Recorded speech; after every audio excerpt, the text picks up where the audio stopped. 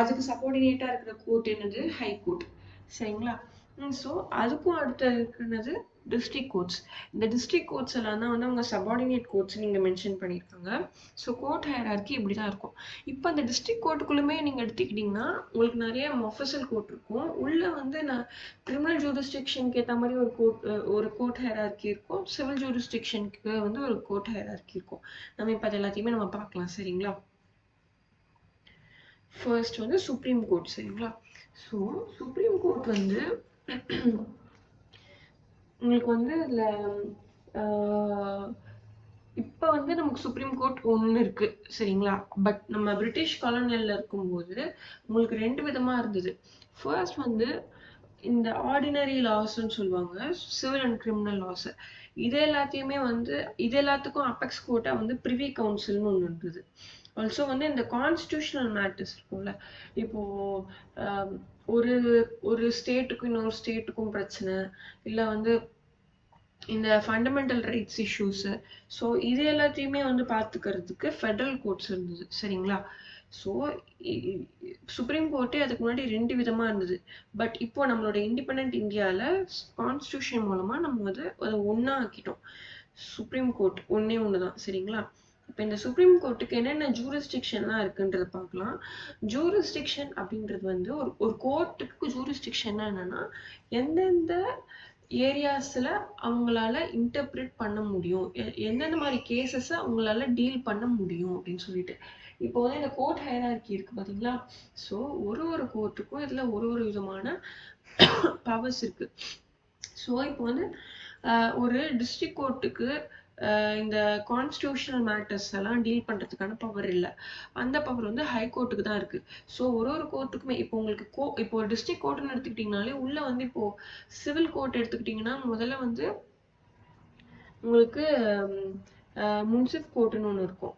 So அடுத்து வந்து உங்களுக்கு அடிஷ்னல் சப்-கோர்ட் ஒன்று இருக்கும். அடுத்து பிரின்சிபல் சப்-கோர்ட். இது உங்களுக்கு உள்ளவே அந்த சபார்டினேட்ஸ்குள்ளவே வந்து உங்களுக்கு அந்த ஜூரிஸ்டிக்ஷன் மாறி தட் இஸ் அந்த ஹையரார்கி மாறிட்டே இருக்கும். இப்போ இவங்களுக்குள்ளலாம் வந்து ஜூரிஸ்டிக்ஷன் ஒன்றுத்துக்கு ஒன்று டிஃபர் ஆகும். இப்போ அதெல்லாம் நம்ம வந்து சிபிசி படிக்கும்போது பார்ப்போம். சரிங்களா? இப்போ அவங்களுக்கு வந்து அந்த கேஸோடைய அமௌண்ட்டை வச்சு, தட் இஸ் மணி வேல்யூவை வச்சு, ஆல்சோ அந்த அஃபென்ஸோட நேச்சரை வச்சு, தட் இஸ் அந்த அஃபென்ஸ்க்கான இம்ப்ரிசன்மெண்ட் எவ்வளோ எவ்வளோ வருஷம் வருமோ அதுக்கேற்ற மாதிரி ஒரு கோர்ட் வந்து டிஃபர் ஆகும். இந்த கோர்ட்டுக்கு ஒரு 3 years இம்ப்ரிசன்மெண்ட் இருக்கிற அஃபென்ஸ் வரைக்கும் தான் டீல் பண்றதுக்கு பவர் இருக்கு. அப்புறம் அதோடைய ஹையரார்கில இருக்க அடுத்த கோர்ட்டுக்கு 7 years வரைக்கும் 7 years இம்ப்ரிசன்மெண்ட் வரைக்கும் இருக்கிற அஃபென்ஸை வந்து டீல் பண்றதுக்கு பவர் இருக்கு. ஸோ இந்த மாதிரி அவங்களுக்குள்ளேயே பிரிச்சிருப்பாங்க. இப்போ இதுதான் வந்து அந்த ஜூரிஸ்டிக்ஷன் அப்படின்னு சொல்றது. அப்படி பாத்தீங்கன்னா சுப்ரீம் கோர்ட் இப்போ அதுதானே நமக்கு வந்து இருக்கிறதுலே ஹையஸ்ட் கோர்ட்டுன்னு சொல்றோம். அவங்களுக்கு என்னென்ன ஜூரிஸ்டிக்ஷன்லாம் இருக்கு அப்படின்றத பார்க்கலாம். இது வந்து உங்களுக்கு உங்களுடைய சப்ஜெக்ட்ல இல்லை, லைக் உங்களோட புக்ல இல்லை, பட் நான் உங்களுக்கு அண்டர்ஸ்டாண்டிங்காக சொல்றேன். சரிங்களா? வந்து ஃபர்ஸ்ட் வந்து ஒரிஜினல் ஜூரிஸ்டிக்ஷன். ஸோ ஒரிஜினல் ஜூரிஸ்டிக்ஷன்றப்போ உங்களுக்கு இப்போ இது வந்து சுப்ரீம் கோர்ட்டுன்னா என்னது ஹையஸ்ட் கோர்ட்டுன்னு சொன்னேன். ஸோ இப்போ எல்லாமே வந்து அதில் எதெல்லாம் வந்து உங்களுக்கு அப்பீலாக போகுமோ அதெல்லாம் வந்து சுப்ரீம் கோர்ட்டுக்கு போகும் யூஸ்வலி. பட் ஒரிஜினல் ஜூரிஸ்டிக்ஷனும் இருக்கு. எப்படின்னா இப்போ ஒரு ஸ்டேட்டுக்கும் இன்னொரு ஸ்டேட்டுக்கும் நான் சொன்னல கான்ஸ்டிடியூஷனல் மேட்டர்ஸ், ஸோ அதெல்லாம் இப்போ அதெல்லாம் வந்து டைரக்ட் சுப்ரீம் கோர்ட்டுடைய ஒரிஜினல் ஜூரிஸ்டிக்ஷன்ல தான் வரும். சரிங்களா? அடுத்து வந்து ரிட் ஜூரிஸ்டிக்ஷன். ரிட் ஜூரிஸ்டிக்ஷன் ஒன்று நம்ம பார்த்துருக்கோம், உங்களுக்கு ஞாபகம் இருக்கும்னு நினைக்கிறேன். நம்ம ஆர்டிகல் 32ல 5 டைப்ஸ் ஆஃப் ரிட்ஸ் பார்த்தோம். Habeas corpus, certiorari, quo warranto, mandamus and prohibition. 5 writs பார்த்துடணும். ஞாபகம் இருக்குங்களா? அதை நம்ம இப்போ திருப்பி நம்ம பார்ப்போம். 5 பார்த்துடணும். ஸோ இது வந்து ஆர்டிகல் 32. சரிங்களா? இது எப்போ போடுவாங்க? ஃபண்டமெண்டல் ரைட்ஸை என்ஃபோர்ஸ் பண்றதுக்கு ஆர்டிகல் 32 மூலமா போவாங்க. சரிங்களா? Next advisory jurisdiction. இது வந்து ஆர்டிகல் 143ல இருக்கு. சரிங்களா? சுப்ரீம் கோர்ட்டுக்கு advisory jurisdiction is interested in article 143. இந்த 143ன்றதுல என்ன சொல்றாங்கன்னா, பிரசிடென்ட்டுக்கு வந்து ஏதாச்சும் வந்து இன்டர்பிரிட்டேஷன்ல டவுட் இருக்கு, அவருக்கு வந்து ஒரு கோர்ட்டோடைய ஒரு ஒப்பீனியன் தேவைப்படுது அப்படின்னா அவர் வந்து அந்த மேட்டரை கோர்ட்டுக்கு ரெஃபர் பண்ணுவாங்க. கோர்ட் வந்து அதை உங்களுக்கு அந்த அந்த சப்ஜெக்ட் மேட்டரை இன்டெப்தா வந்து அனலைஸ் பண்ணி பிரசிடென்ட்டுக்கு அட்வைஸ் பண்ணுவாங்க. சரிங்களா? இதெல்லாம் வந்துட்டு இன்ரி கேசஸ் அப்படின்னு சொல்லுவாங்க. இன் ரெஃபரன்ஸ் டு பிரசிடென்ட் அப்படின்வாங்க. சரிங்களா? நெக்ஸ்ட் வந்து பாத்தீங்கன்னா உங்களுக்கு அப்பீலேட் ஜூரிஸ்டிக்ஷன். இந்த அப்பீலேட் ஜூரிஸ்டிக்ஷன் வரும்போது இப்போ ஹைகோர்ட்ல இருந்து வர்ற அப்பீல்ஸ், டைரக்ட் அப்பீல்ஸ், இது வந்து அப்பீலேட் ஜூரிஸ்டிக்ஷன். ஆல்சோ ஹைகோர்ட் இல்லாம நான் இந்த கோர்ட் ஹையரார்கியில கீழே எந்த கோர்ட்ல இருந்தாலுமே வந்து உங்களுக்கு நான் ஆர்டிகல் 136 மூலமா அது வந்து அதை வந்து ஸ்பெஷல் லீவ் பெட்டிஷன் அப்படின்னு சொல்லுவாங்க. நான் வந்து இப்போ நான் ஒருவேளை டிஸ்ட்ரிக்ட் கோர்ட்ல இருந்து கூட நான் இப்போ ப்ரொசீஜர் என்னது, ஹைகோர்ட்ல இருந்து தான் நான் சுப்ரீம் கோர்ட்டுக்கு நான் அப்பீல் போக முடியும். ஆனா அந்த ஹைரார்கில நான் இன்னும் கொஞ்சம் கீழவே இருக்கேன்னு வச்சுக்கோங்களேன். முன்சிஃப் கோர்ட்டா இருக்கட்டும், இல்ல டிஸ்ட்ரிக்ட் கோர்ட்ஸா இருக்கட்டும், இல்லைன்னா ட்ரைபியூனல்ஸ், இப்போ இந்த NCLT and tax tribunals, competition commission, so இது எல்லாமே இருக்குங்களா. இதுல இருந்து கூட நான் வந்து உங்களுக்கு நான் 136 மூலமா டைரக்டா சுப்ரீம் கோர்ட்டுக்கே நான் போகலாம். ப்ரொவைடட் தட் நான் அதை வந்து நான் சாட்டிஸ்ஃபை பண்ணணும் அந்த கிரவுண்ட்ஸை, நான் ஏன் சுப்ரீம் கோர்ட்டுக்கு டைரக்டா கொண்டு வரேன் அப்படின்னு சொல்லிட்டு. அப்பதான் வந்து அதை அவங்க அலோவ் பண்ணுவாங்க. சரிங்களா? இப்போ இது சுப்ரீம் கோர்ட்டுக்கான ஜூரிஸ்டிக்ஷன் பார்த்துருக்கோம். சரிங்களா? அடுத்து வந்து ஹைகோர்ட். சரிங்களா? ஹைகோர்ட் வந்து இப்போ என்னது, இப்போ இந்த இதுக்கு முன்னாடி பாத்தீங்கன்னா உங்களுக்கு ஹைகோர்ட்ன்றது 3 இடத்துல தான் இருந்தது. ஒன்று வந்து பாம்பே, இன்னொன்று கல்கத்தா, இன்னொன்று மட்ராஸ். இவங்க 3 பேரும் வந்து பிரசிடென்சி டவுன்ஸ்ன்னு சொல்லுவாங்க. இதெல்லாம் பிரிட்டிஷ் காலனியல் டைம்ல பிரசிடென்சி டவுன்ஸ். இப்போ நீங்க அந்த மதராசப்பட்டினம் படத்துல கூட பார்த்திருப்பீங்க. இங்க வந்து அது உங்களுக்கு இந்த படத்துல அந்த இதுல உங்களுக்கு வெறும் மெட்ராஸ், இப்ப இருக்கிற மெட்ராஸ் மட்டும் அந்த ஜூரிஸ்டிக்ஷன்ல இல்ல, மொத்தமா ஆந்திரால இருந்து இந்த சைட் கேரளால இருந்து எல்லாத்தையும் ஒன்னா சேர்த்துதான் மெட்ராஸ் பிரசிடென்சியா வச்சிருந்தாங்க அவங்க. சரிங்களா? ஸோ இதுக்கு ஒரு கேபிட்டல் மாதிரி இங்க மெட்ராஸ்ல இங்க நம்ம சென்ட்ரல்ல உங்களுக்கு அவங்களுடைய கோட்டையை வச்சிருந்தாங்க. ஸோ இப்படி இருக்கும்போது ஹைகோர்ட்ன்றது உங்களுக்கு இந்தியா மொத்தம் பார்த்தீங்கன்னா 3 இடத்துல தான் அவங்க ஹைகோர்ட் வச்சிருந்தாங்க. பாம்பே, கல்கத்தா அண்ட் மெட்ராஸ். ஸோ இதுல இந்த ஹைகோர்ட் இதுக்கப்புறம் உங்களுக்கு வந்து privy council and federal courts இதுல இருந்து அப்பீல் போறது. இது வந்து அவங்களுடைய ஜுடிஷியல் சிஸ்டமா இருந்தது. ஸோ இண்டிபெண்டன்ட் இந்தியாவில் என்ன ஆச்சுன்னா உங்களுக்கு இந்த கான்ஸ்டியூஷன் மூலமா எல்லா ஸ்டேட்டுக்குமே ஹைகோர்ட், நம்ம யூனியன் ஆஃப் இந்தியான்னு சொல்றோம்ல, ஸோ எத்தனை ஸ்டேட் இருக்கோ அத்தனை ஸ்டேட்டுக்குமே அவங்களுக்குன்னு அவங்களுடைய கேபிட்டல்ல உங்களுக்கு ஹைகோர்ட் எஸ்டாப்ளிஷ் ஆச்சு. சரிங்களா? ஸோ இதுல இந்த ஹைகோர்ட் வந்து உங்களுக்கு இதுல என்னென்ன ஜூரிஸ்டிக்ஷன் இருக்கு அப்படின்றத பார்க்கலாம். ஹைகோர்ட்டும் சேம் ஆஸ் உங்களுக்கு சுப்ரீம் கோர்ட் மாதிரி அவங்களுக்கும் ஒரிஜினல் ஜூரிஸ்டிக்ஷன் இருக்கு. So civil and criminal matters அவங்க எடுக்கலாம். ஆல்சோ டிஸ்ட்ரிக்ட் டு டிஸ்ட்ரிக்ட் அவங்களுக்கு ஏதாவது பிரச்சனை இருக்கு அப்படின்னா அதையும் அவங்க டீல் பண்ணலாம். And writ jurisdiction. ஸோ நம்ம ஆல்ரெடி இதை பார்த்துருக்கோம். இதை நீங்க ஆன்சர் பண்ணுங்க யாராவது. ஆர்டிகல் 32 மூலமா உங்களுக்கு ரிட் ஜூரிஸ்டிக்ஷன் சுப்ரீம் கோர்ட்டுக்கு இருக்கு. அப்போ எந்த ஆர்டிகல் மூலமா உங்களுக்கு ஹை கோர்ட்டுக்கு ரிட் ஜூரிஸ்டிக்ஷன் இருக்கு? இதை நம்ம ஆல்ரெடி பார்த்துருக்கோம்.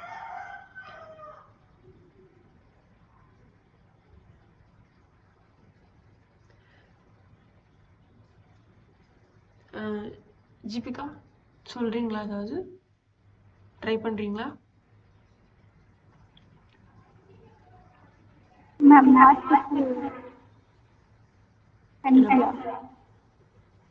ஆர்டிகல் 226 பா. சரிங்களா? உங்களுக்கு ரிட் ஜூரிஸ்டிக்ஷன் பொறுத்த வரைக்கும் சுப்ரீம் கோர்ட்டுக்கு ஆர்டிகல் 32 வரும், ஹை கோர்ட்டுக்கு 226 வரும். சரிங்களா? சேம் கண்டென்ட் தான் நீங்க எழுதுவீங்க, அந்த 5 ரிட்ஸ் தான் நீங்க எழுதுவீங்க, அந்த ஆர்டிகல் நம்பரை மட்டும் மாத்திப்பீங்க. ஹை கோர்ட்டுக்கு 226. சரிங்களா? ஓகே. நெக்ஸ்ட் ஓகே, நெக்ஸ்ட் வந்து அப்பீலேட் ஜூரிஸ்டிக்ஷன். ஸோ அப்பீலேட்ன்றப்போ உங்களுக்கு அதுலேயும் உங்களுக்கு சிவில் அண்ட் கிரிமினல் அப்பீல்ஸ் ரெண்டுத்தையுமே வந்து ஹைகோர்ட் ஹியர் பண்ணும். அது வந்து எங்கேருந்து வரும்? கீழே அடுத்து வர அவங்களுக்கு கீழே இருக்கிற டிஸ்ட்ரிக்ட் கோர்ட்ஸ்ல இருந்து அந்த பிரின்சிபல் சப் கோர்ட்ஸ்ல இருந்து வரும். ஆல்சோ உங்களுக்கு வந்து ட்ரைபியூனல்ஸ்ல இருந்து இப்போ கன்சியூமர் ஃபார்ம் ஆகட்டும், என்சிஎல்டி, அப்புறம் வேற என்ன இருக்கு, இப்போ ஐபிசிக்கு கூட இன்சால்வன்சிக்கு கூட உங்களுக்கு தனியாக எஸ்டாப்ளிஷ் பண்ண போறதா சொல்லிட்டு இருக்காங்க. ஆல்சோ வேற என்னென்ன இருக்கு, டிஆர்டி பேங்கிங் கேசஸை பார்க்கறதுக்கு டெட் ரெக்கவரி ட்ரைபியூனல்னு ஒன்று இருக்கு. ஸோ இப்போ இந்த ட்ரைபியூனல்ஸ்ல இருந்து இந்த ட்ரைபியூனல்ஸ்லாம் என்னது, குவாசி ஜுடிஷியல் அத்தாரிட்டிஸ். சரிங்களா? இந்த குவாசி ஜுடிஷியல்ல இருந்து உங்களுக்கு அப்பீல் போகணும்னா டைரக்டா ஹைகோர்ட்டுக்கு தான் போகும். சரிங்களா? திருப்பி உங்களுக்கு ஒரு சிவில் கோர்ட் மாதிரி உங்களுக்கு மொத்த லோவஸ்ட் ஹையரார்கில இருந்து மேல போகாது. ஓகேங்களா? நெக்ஸ்ட் வந்துட்டு சூப்பர்வைசரி ஜூரிஸ்டிக்ஷன். இப்போ நம்ம 226 வந்து ரிட் ஜூரிஸ்டிக்ஷன் சொல்லி பார்த்தோம். 227 வந்து என்னன்னா ஹைகோர்ட்டுக்கு சூப்பர்வைசரி பவர்ஸ் இருக்கு. என்னன்னா ஹைகோர்ட் அதுக்கு கீழே இருக்கிற சபார்டினேட் கோர்ட்ஸ் இருக்கு இல்லையா, அவங்கள சூப்பர்வைஸ் பண்றது. அவங்க ஒழுங்கா ஃபங்க்ஷன் ஆகுறாங்களா, அவங்களுடைய ஜூரிஸ்டிக்ஷன் வந்து ஒழுங்கா போயிட்டு இருக்கா, அவங்களுடைய ஜூரிஸ்டிக்ஷன் கூட தான் அவங்க ஃபங்க்ஷன் ஆயிட்டு இருக்காங்களா, அபியூஸ் ஆஃப் ப்ராசஸ் ஏதாவது நடக்குதா என்ன அப்படின்றதெல்லாம் செக் பண்றதுக்கு அவங்களுக்கு சூப்பர்வைசரி பவர்ஸ் இருக்கு. சரிங்களா? அடுத்து வந்து கோர்ட் ஆஃப் ரெக்கார்ட். இந்த கோர்ட் ஆஃப் ரெக்கார்ட் அப்படின்றது வந்து உங்களுக்கு போத் சுப்ரீம் கோர்ட்டும் ஒரு கோர்ட் ஆஃப் ரெக்கார்ட் தான், ஹை கோர்ட்டும் ஒரு கோர்ட் ஆஃப் ரெக்கார்ட் தான். கோர்ட் ஆஃப் ரெக்கார்ட் அப்படின்னா என்னன்னா உங்களுக்கு ஹைகோர்ட்ல ஆர் சுப்ரீம் கோர்ட்ல நடக்கிற எல்லா ப்ரொசீஜர்ஸ், எல்லா விட்னஸ் ஸ்டேட்மெண்ட்ல இருந்து அவங்க எக்ஸாமின் பண்ற எல்லா விஷயத்தையுமே வந்துட்டு ரெக்கார்ட் பண்ணியிருப்பாங்க. It can be presented as evidentiary value. அதுதான் வந்து கோர்ட் ஆஃப் ரெக்கார்ட். சரிங்களா? ஸோ அதனால தான் நம்ம வந்து அது ப்ரெசிடென்ஸாகவும் நம்ம கன்சிடர் பண்றோம். சரிங்களா? இப்போ இந்த கோர்ட் ஆஃப் ரெக்கார்டை பொறுத்த வரைக்கும் இப்போ ஒருவேளை அந்த ஜட்மெண்ட்டை நம்ம மீறிட்டோம் அப்படின்னா அது கண்டெம்ப்ட் ஆஃப் கோர்ட்டா கன்சிடர் பண்ணலாம். சரிங்களா?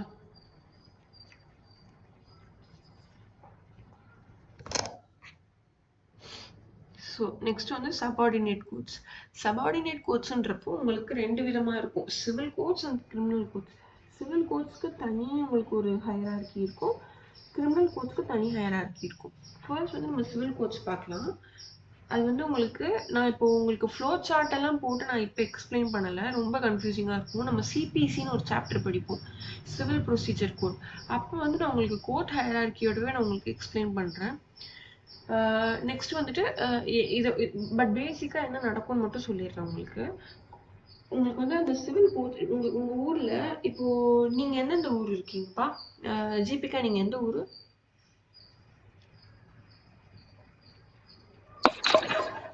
திருவொற்றியூர் மேம். திருவொற்றியூர். ஓகே.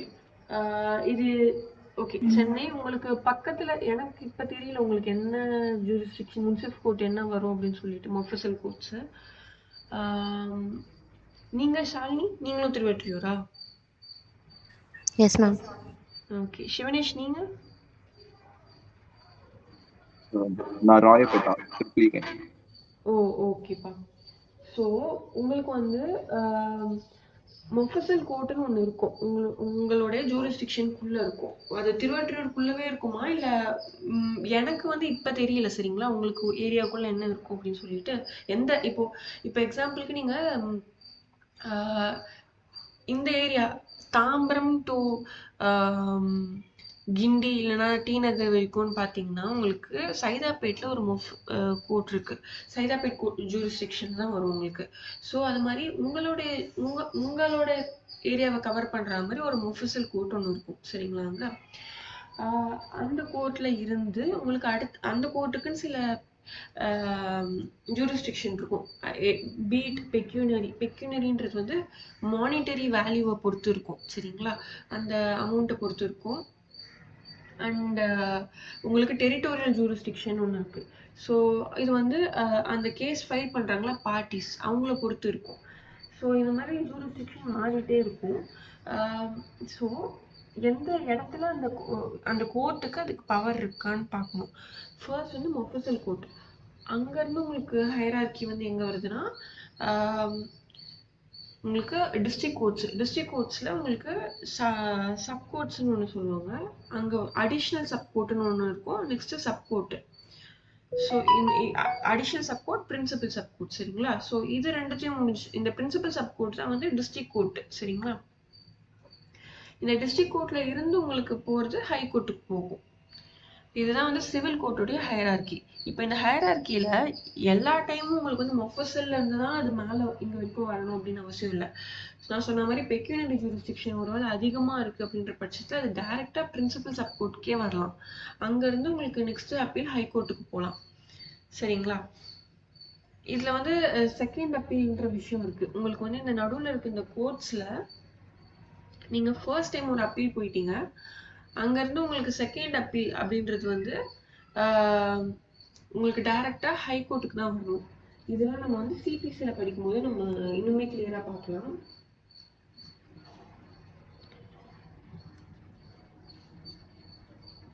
இப்போ வந்து கிரிமினல் கோர்ட்ஸ் எப்படி இருக்குன்னு பார்க்கலாம்.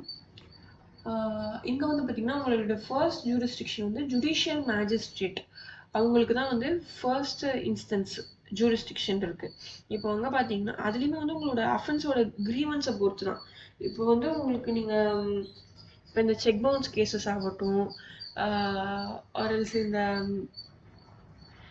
3 years அஃபென்ஸ்குள்ளே இருக்கிற கேசஸ் ஆகட்டும், இவங்கெல்லாம் வந்துட்டு உங்களுக்கு இந்த தெஃப்ட்டு, ராபரி, அந்த அமௌண்ட்டை பொறுத்து மாறும். இதெல்லாமே வந்து உங்களுக்கு இப்போ ஜுடிஷியல் மேஜிஸ்ட்ரேட் கோர்ட்ஸ்மே வந்து கேட்டகரி 2 அண்ட் கேட்டகரி 1 இருக்கு. ஸோ கேட்டகரி 2 தான் இருக்கிறதுலே லோவஸ்ட். இப்போ அங்கேருந்து அடுத்து உங்களுக்கு ஜுடிஷியல் மேஜிஸ்ட்ரேட் கிளாஸ் 1, அங்கேருந்து உங்களுக்கு செஷன்ஸ் கோர்ட்டு. செஷன்ஸ் கோர்ட்டுன்றது வந்து உங்களுக்கு life imprisonment and death penalty கொடுக்கறதுக்குமே உங்களுக்கு பவர்ஸ் இருக்குது. சரிங்களா? அங்கேருந்து உங்களுக்கு ஹை கோர்ட்டுக்கு அப்பீல் போகும். ஓகேங்களா? ஸோ இது வந்து உங்களுக்கு கிரிமினல் கோர்ட்ஸ்க்கான ஜூரிஸ்டிக்ஷன், சாரி ஹையரார்கி. இப்போ நம்ம வந்து writ jurisdiction of supreme court and high court பார்க்கலாம். இது நம்ம ஆல்ரெடி நம்ம கவர் பண்ண சாப்டர் தான். பட் நான் உங்களுக்கு வந்து ஒரு கிளிம்ஸ் மாதிரி தரேன். சரிங்களா? ஃபர்ஸ்ட் வந்து ஹேபியஸ் கார்பஸ். ஹேபியஸ், ஒரு நிமிஷம்.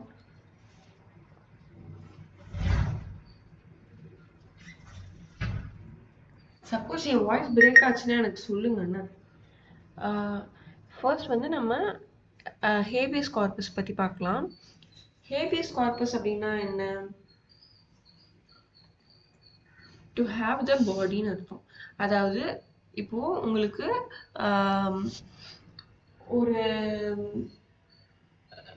உங்களுக்கு ஒரு கஸ்டடியில், நீங்கள் போலீஸ் கஸ்டடியில் இருக்கிறீங்க. இது இப்போ ரிட் ஜூரிஸ்டிக்ஷன் அப்படின்றது உங்களுக்கு இருக்கிற எல்லா ரெமடிஸையும் யூஸ் பண்ணிட்டு, ஆல்டர்னேட்டிவ் ரெமடிஸ் எல்லாத்தையுமே யூஸ் பண்ணிட்டு, அப்புறமா தான் வந்து உங்களுக்கு ஃபண்டமெண்டல் ரைட்ஸ் ப்ரீச் ஆகுதுன்ற பட்சத்தில் நீங்கள் ரிட் ஜூரிஸ்டிக்ஷனை கொண்டு வரணும். எடுக்கும்போதே ரிட் ஜூரிஸ்டிக்ஷனுக்கு நீங்கள் போகக்கூடாது.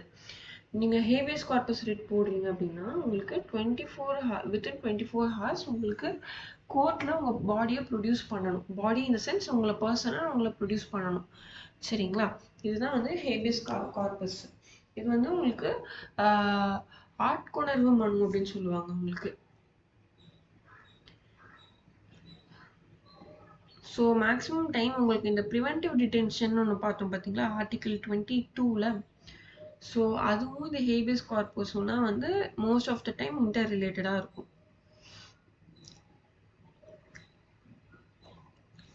நெக்ஸ்ட் வந்துட்டு ரிட் ஆஃப் மேண்டமஸ். மேண்டமஸ் அப்படின்றப்போ உங்களுக்கு இது வந்து ஒரு பப்ளிக் அத்தாரிட்டிக்கு மட்டும்தான் உங்களால் கேட்க முடியும். ஸோ அவங்களோட public authority in the sense public officials, அவங்க வந்து அவங்களுடைய டியூட்டியை ஒழுங்காக பண்ணலை, அவங்க பண்ண வேண்டிய விஷயத்த பண்ணாமல் இருக்காங்க, இல்லைன்னா வந்து அவங்க தப்பாக பண்ணியிருக்காங்க அப்படின்ற பட்சத்தில் மேண்டமஸ் மூலமாக அவங்கள கமாண்ட் பண்ணலாம். கோர்ட் வந்து அவங்கள கமாண்ட் பண்ணலாம், இதை பண்ணுங்க அப்படின்னு சொல்லலாம். செர்ஷியரி அப்படின்னா இது வந்து உங்களுக்கு ஹைகோர்ட் வந்து அதோடைய சபார்டினேட் கோர்ட்ஸ்க்கு உங்களால் கொடுக்க முடியும். இதுல வந்து பாத்தீங்கன்னா உங்களுக்கு அவங்களுடைய ஆர்டர்ஸை ஐ மீன் எப்போ வந்து கோர்ட்ஸ் வந்து அவங்களுடைய ஜூரிஸ்டிக்ஷனுக்கு அகெயின்ஸ்ட் லைக் எக்ஸீடிங்காக ஆக்ட் பண்ணுறாங்க அப்படின்ற பட்சத்தில் அதை வந்து கரெக்ட் பண்ணி அந்த ஆர்டர்ஸை குவாஷ் பண்ணலாம். இதுதான் வந்து செஷோரரி, ரிட் ஆஃப் செஷோரரி. நெக்ஸ்ட் வந்து கோவாரண்டோ. கோவாரண்டோ மேம் ரிட்னா என்ன மேம்? ரிட் அப்படின்றது இது வந்து உங்களுக்கு ஃபண்டமெண்டல் ரைட்ஸ் பிரீச் ஆகுது அப்படின்றப்போ இந்த அஞ்சு இந்த இந்த 5 ரிட்ஸ் பார்த்தோம்ல, இதோட மெக்கானிசம் இது மூணுமே வந்து ஒரு டைப் ஆஃப் ஒரு எப்படி சொல்ல ஒரு மெக்கானிசம் தான் பேசிக்கலி. இது இந்த இந்த 5 மெக்கானிசம்குள்ள உங்களோட எல்லா ஃபண்டமெண்டல் ரைட்ஸ்க்குமே ப்ரொடெக்ஷன் கொண்டு வர முடியும். அப்படி பார்க்குறப்போ இது உங்களுக்கு என்ன மாதிரி ஃபண்டமெண்டல் ரைட்ஸ் பிரீச் ஆயிருக்கோ அதை நீங்கள் இது மூலமாக நீங்கள் இனிஷியேட் பண்ணிக்கலாம். ஏன் வந்து இப்போ தனியாக மற்ற ஜூரிஸ்டிக்ஷன் மாதிரி இல்லாமல் தனியாக கொண்டு வராங்க அப்படின்னா, இது especially curated for fundamental rights. சரிங்களா? ஸோ இது எப்போ அதை நம்ம இது வந்து அவ்வளோ வெயிட்டேஜ் இருக்குன்றதுனால நம்ம இஷ்டத்துக்கு நம்ம அதை வந்து நம்ம மிஸ்யூஸ் பண்ண முடியாது.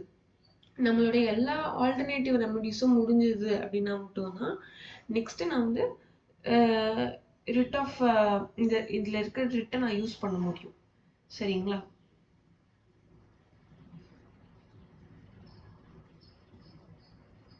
இது வந்து நம்ம சிட்டிசன்ஸ் ஆர் நம்மளோட சப்ஜெக்ட்ஸ்க்கும் ஸ்டேட்டுக்கும் இருக்கிற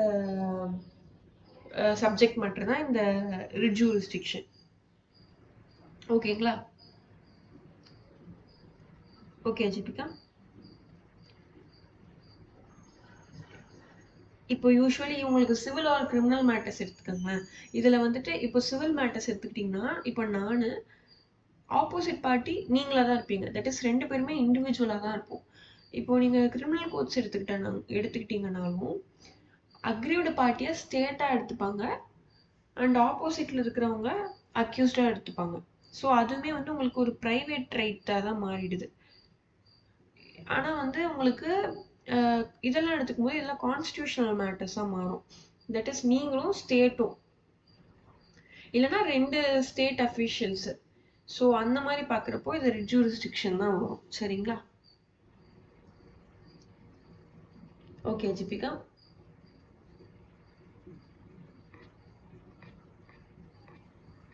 ஓகே மேம். ஓகே, இப்போ நம்ம என்ன பார்த்துட்டோம்னா கோவாரண்டோங்களா. கோவாரண்டோ அப்படின்றது உங்களுக்கு கொஷின் பண்ணுறது பேசிக்லி எந்த அத்தாரிட்டியில் அந்த அவங்க வந்து அதை ஹோல்டு பண்ணியிருக்காங்க, அந்த ஆக்ஷனை கொண்டு வந்திருக்காங்க அப்படின்னு நம்ம கொஷின் பண்ணுறதுக்கு அந்த ரீசனிங்கை கேட்குறதுக்கு யூஸ் பண்ணுற ரிட்டு தான் வந்து கோவாரண்டோ. சரிங்களா?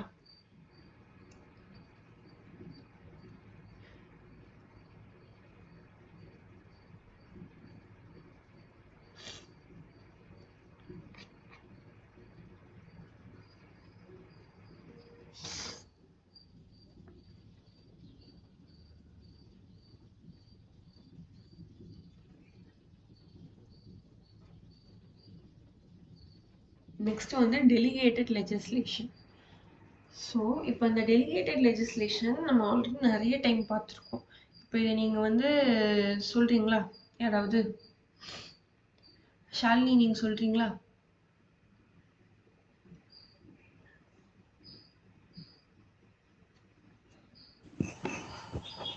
என்ன சொன்னாங்க?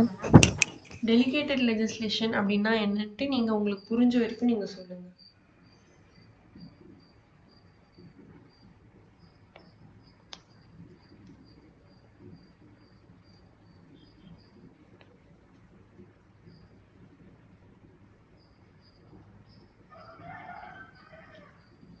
ஸோ ஜிபிகா நீங்கள்?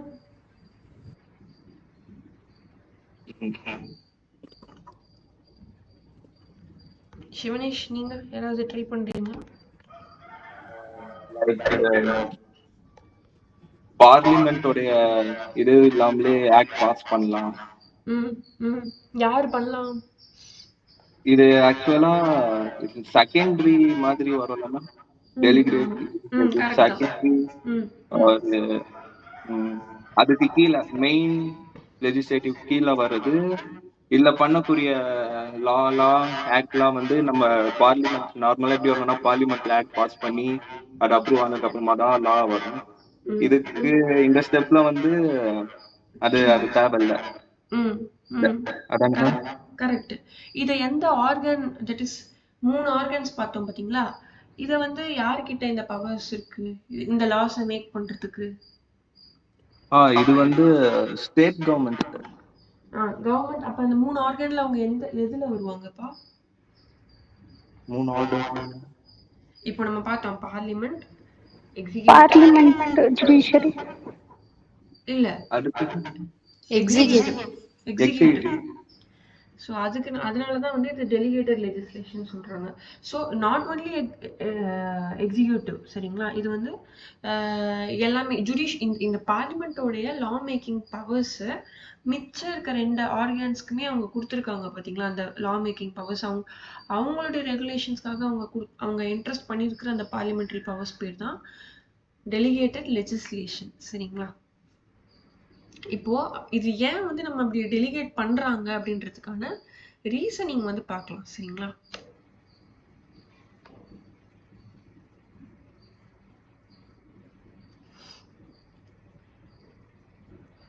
ஃபர்ஸ்ட் வந்து the limits of the time of legislature. So உங்களுக்கு பார்லிமெண்ட் தான் லா மேக்கிங் பவர் இருக்கு, ஓகே. ஆனா எல்லா டைமும் மொத்த ரெகுலேஷன்ஸுமே வந்து எல்லாத்தையும் பார்லிமெண்ட் தான் பார்த்துக்கணும் அப்படின்னா டைம் இருக்காது. ஸோ பார்லிமெண்ட் ஒரு செஷன் அவங்க ஜாயின் பண்றாங்க. அந்த டைம்ல எது அவங்களுக்கு ப்ரையாரிட்டியோ முக்கியமோ அவங்களுடைய சப்ஜெக்ட் மேட்டர்ஸ் எதுவோ அதை மட்டும் தான் அவங்களால பார்க்க முடியும். ஆல்சோ எல்லாத்தையுமே இவங்களுக்கு இப்போ இந்த எவ்வளவோ கவர்மெண்ட் டிபார்ட்மெண்ட்ஸ் இருக்கு, உள்ள எவ்வளவோ ஃபங்க்ஷனரிஸ் இருக்கு, எவ்வளோ யூனிவர்சிட்டிஸ், ஜுடிஷியரிக்குள்ள வந்து உங்களுக்கு நிறைய தேவைகள் நாளுக்கு நாள் வளர்ந்துட்டே இருக்கு. ஸோ அப்படி இருக்கும்போது இருக்கிற எல்லா ஆக்ட் அண்ட் எல்லா ரெகுலேஷன்ஸையுமே வந்து அவங்களே பாஸ் பண்ணிட்டு இருக்க முடியாது இல்லையா? ஸோ அந்த டைமை வந்து அவங்க சேவ் பண்ணுறதுக்காக அவங்களோட டைம் அண்ட் ஆல்சோ அந்த எஃபெக்டிவாக ரன் பண்ணணும். சப்ஜெக்ட் மேட்டர்ன்றது இப்போ ஜுடிஷியரிக்குன்னு பார்த்தீங்கன்னா அவங்களுக்கு தான் அவங்களுக்கான ஃபங்க்ஷனிங்காக லைக் அவங்கள அட்மினிஸ்டர் பண்ணுறதுக்கான முறைகள் அவங்களுக்கு தான் நல்லாவே தெரியும் பார்லிமெண்ட்டை விட. ஸோ கரெக்டுங்களா? ஸோ அதனால அவங்களுக்கே வந்து பொறுப்பை கொடுத்துட்றாங்க லா மேக்கிங் பவர்ஸை. ஸோ இந்த காரணத்தினால தான் டெலிகேட்டட் லெஜிஸ்லேஷன் வருது. Next, the limits of the amplitude of the legislature, not merely its lack of competence but also its sheer inability to act in many situations where direction is wanted. So நான் சொன்ன மாதிரி வெறுமனே வந்து இப்போ பார்லிமெண்ட்டுக்கு வந்து ஒரு municipal corporation எப்படி work like நான் சொல்றது வந்து இப்போ ஒரு சட்டசபையில இருக்கிறவங்க அவங்களுக்கான அந்த ஹைரார்கியில் இருக்கிற மேட்டர்ஸ் மட்டும் தான் பார்ப்பாங்க இல்லைங்களா? ஸோ அவங்களுக்கு வந்து அடிமட்டத்தில் வரைக்கும் இருக்கிற இந்த பஞ்சாயத்ஸ் ஆகட்டும், லோக்கல் முனிசிபல் கார்பரேஷன்ஸ் ஆகட்டும், அங்கே நடக்கிற சப்ஜெக்ட் மேட்டர்ஸை முழுக்கலாம் அவங்களுக்கு தெரிய போகிறது இல்லை. இவங்க என்ன ரிப்போர்ட் கொடுக்குறாங்களோ அதை மட்டும் தான் அவங்க பார்க்க போகிறாங்க. அவங்க like from the beginning to end அவங்களோட மொத்த ஃபங்க்ஷன்ஸே உட்காந்து சூப்பர்வைஸ் பண்ணிட்டு இருக்க போகிறது இல்லை. கரெக்டுங்களா? ஸோ அவங்களுக்கான அந்த அந்த அந்த கம்பிட்டன்சி லெவல் அவங்களுக்கு மட்டும்தான் இருக்கு, சரிங்களா? தட் இஸ் அந்த முனிசிபாலிட்டிக்கோ இல்லை வந்து அந்த பஞ்சாயத்துக்கோ மட்டும்தான் இருக்கும். ஸோ அப்படி பார்க்குறப்போ எல்லா இடத்துலையும் அவங்களால இருக்க முடியாது. அண்ட் ஆல்சோ காம்பிட்டன்சி லெவல் இது எல்லாத்தையுமே சேர்த்து தான் இந்த டெலிகேட்டட் லெஜிஸ்லேஷன் இருக்கு. And also the need of some weapon for coping with situation created by emergency. So parliament ஒரு வேளை அவங்களால வந்து கூட முடியாம போகுது அப்படின்ற டைம்ல நம்ம ஆர்டினன்ஸ் அப்படின்னு ஒரு விஷயம் பார்த்தோம். ஸோ இது வந்து எமர்ஜென்சி அப்படின்றது ஒரு ஸ்டேட் டிக்ளேர்ட் எமர்ஜென்சி மட்டும் இல்லை. இப்போ நம்ம பார்க்க போறோம் அது எல்லாத்தையும். அந்த எமர்ஜென்சி மட்டும் அவங்க சொல்லலை. இது வந்து எப்போ வந்து பார்லிமெண்டால ஒரு நிமிஷம்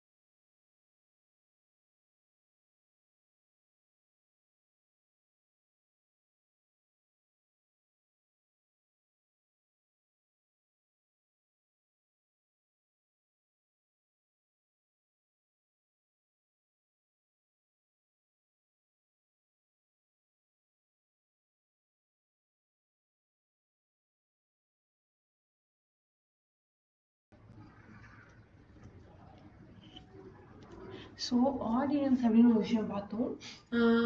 உங்களுக்கு வந்து இப்போ பார்லிமெண்ட் இல்லாத டைம்ஸில் யூனியனோட எக்ஸிக்யூட்டிவ் ஹெட் யாருப்பா?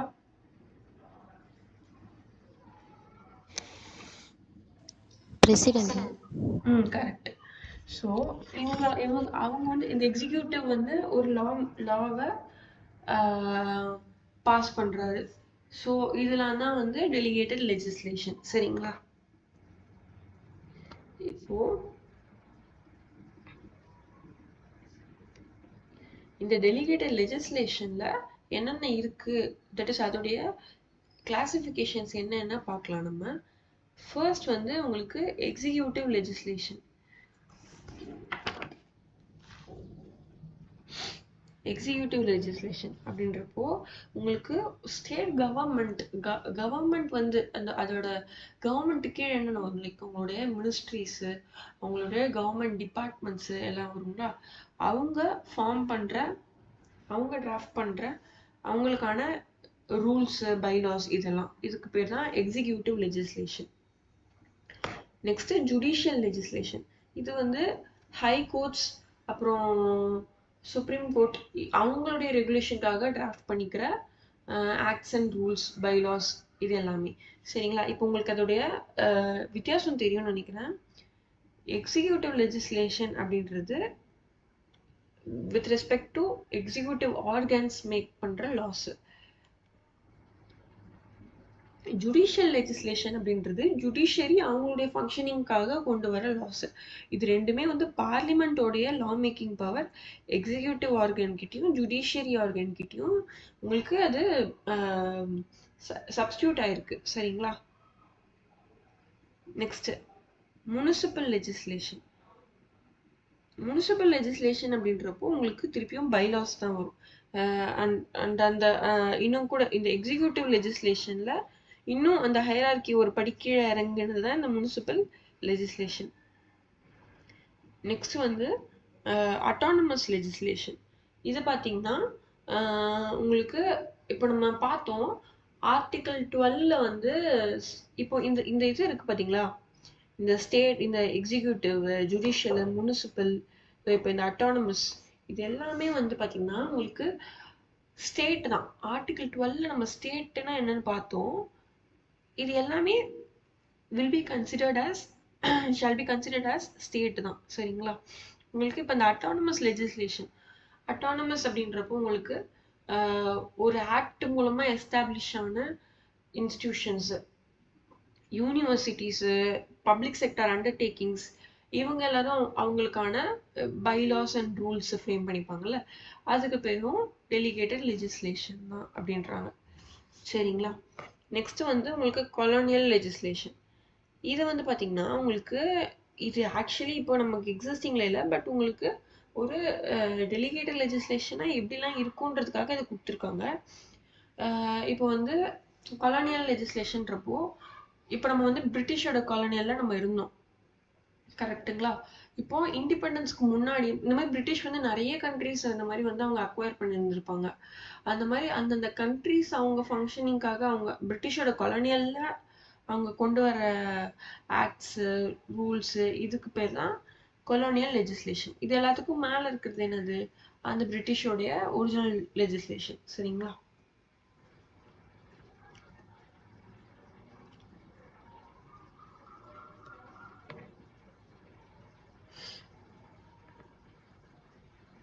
ஸோ இப்போ இந்த டெலிகேட்டட் லெஜிஸ்லேஷன் எப்படி இருக்கும்ன்றத எப்படி இருக்கணும் அப்படின்றத நம்ம பார்க்கலாம்.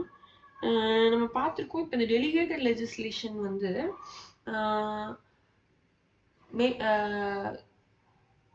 it should not supersede the purpose or அந்த ஒரிஜினல் ஜூரிஸ்டிக்ஷனை அந்த ஒரிஜினல் ஆக்டை வந்து அவங்க வயலேட் பண்ணக்கூடாது அப்படின்றாங்க. இப்போ எக்ஸாம்பிளுக்கு நம்ம கம்பெனிஸ் ஆக்டே நம்ம எடுத்துப்போம். அதில் வந்து உங்களுக்கு கம்பெனிஸ் ஆக்ட் இருக்கு, அதுக்கு கீழே உங்களுக்கு நிறைய ரூல்ஸ் இருக்கு. அதில் வந்து உங்களுக்கு என்சிஎல்டிக்கு வந்து உங்களுக்கு ஒரு ஆக்ட் ரூல்ஸ் எல்லாம் இருக்கு. நெக்ஸ்ட் சிஎஸ்ஆருக்கு இருக்கு, தட் இஸ் கார்பரேட் சோஷியல் ரெஸ்பான்சிபிலிட்டிக்கு வந்து இப்படி தான் கவர்ன் பண்ணணும் அப்படின்னு சொல்லி ஒரு ரூல்ஸ் போட்டிருக்காங்க, எல்லாமே பண்ணியிருக்காங்க. ஸோ இந்த ரூல்ஸ் எதுவுமே வந்து கம்பெனிஸ் ஆக்டை தாண்டி செயல்படாது. அதை வந்து இன்னும் கவர்ன் பண்ணுறதுக்காக தான் இந்த ரூல்ஸ் இருக்குமே தவிர இன்னும் எக்ஸ்ட்ராடினரியாக வந்து அது ஃபங்க்ஷன் ஆகாது. சரிங்களா? இப்போ ஆல்சோ வந்து இப்போ ஒரு லா மேக்கிங் பவர் ஒருத்தவங்களுக்கு தராங்க அப்படின்னா, இப்போ எக்ஸாம்பிளுக்கு இப்போ இந்த கவர்மெண்ட் டிபார்ட்மெண்ட்ஸ்க்கு லா மேக்கிங் பவர் தராங்க அப்படின்னா இது வந்து பர்சுவன்ட் டு சம் மெயின் ஆக்ட் தான் இருக்கும். சரிங்களா? அப்படி இருக்கிற பட்சத்துல அந்த மெயின் ஆக்ட்ல அவங்களுக்கு இருக்கிற லா மேக்கிங் பவர்ஸை வந்து டிஃபைன்டா அவங்க சொல்லணும். சும்மா நீங்க எப்படி வேணாலும் பண்ணலாம்னு சொல்லிட முடியாது. அவங்களுக்கான எக்ஸாக்ட் பவர்ஸ் என்னென்ன இருக்கணும் அப்படின்னு அதுல எந்தெந்த சப்ஜெக்ட் மேட்டர்ல அவங்களால வந்து லா மேக்கிங் பண்ண முடியும், as well as அந்த ஒரிஜினல் ஆக்டுக்குன்னு ஒரு ஸ்பெசிஃபிக் பர்பஸ் இருக்கும்ல, அதை தாண்டி அந்த லா மேக்கிங் பவர்ஸ் இருக்கக்கூடாது. சரிங்களா? இப்படிலாம் இருந்ததுனா தான் அந்த delegated legislation is said to be valid. இப்போ ஒரு கோர்ட்ல நான் வந்து கேஸ் போடுறேன், இப்போ இந்த delegated legislation is violative of its main act and violative of fundamental ரைட்ஸ்ன்னு சொல்லி நான் கேஸ் ஃபைல் பண்றேன். அப்போ முதல்ல அந்த டெலிகேட்டட் லெஜிஸ்லேஷன் வந்து அது மெயின்டைனபிளான்னு பார்க்கறதுக்கு இதுதான் பார்ப்பாங்க. அதோட மெயின் ஆக்ட் என்னது அப்படின்றதுதான் பார்ப்பாங்க. அந்த லா மேக்கிங் பவர்ஸ் இப்போ ஒரு அத்தாரிட்டிக்கு இருக்குன்னா எது மூலமா அந்த பவர்ஸ் அவங்களுக்கு வந்துச்சு அப்படின்றத பார்ப்பாங்க. சரிங்களா? இப்போ ஆல்சோ இந்த டெலிகேட்டட் லெஜிஸ்லேஷன் அப்படின்றது உங்களுக்கு அந்த டேட்ல இருந்து மட்டும்தான் எஃபெக்ட் ஆகும். அதாவது உங்களுக்கு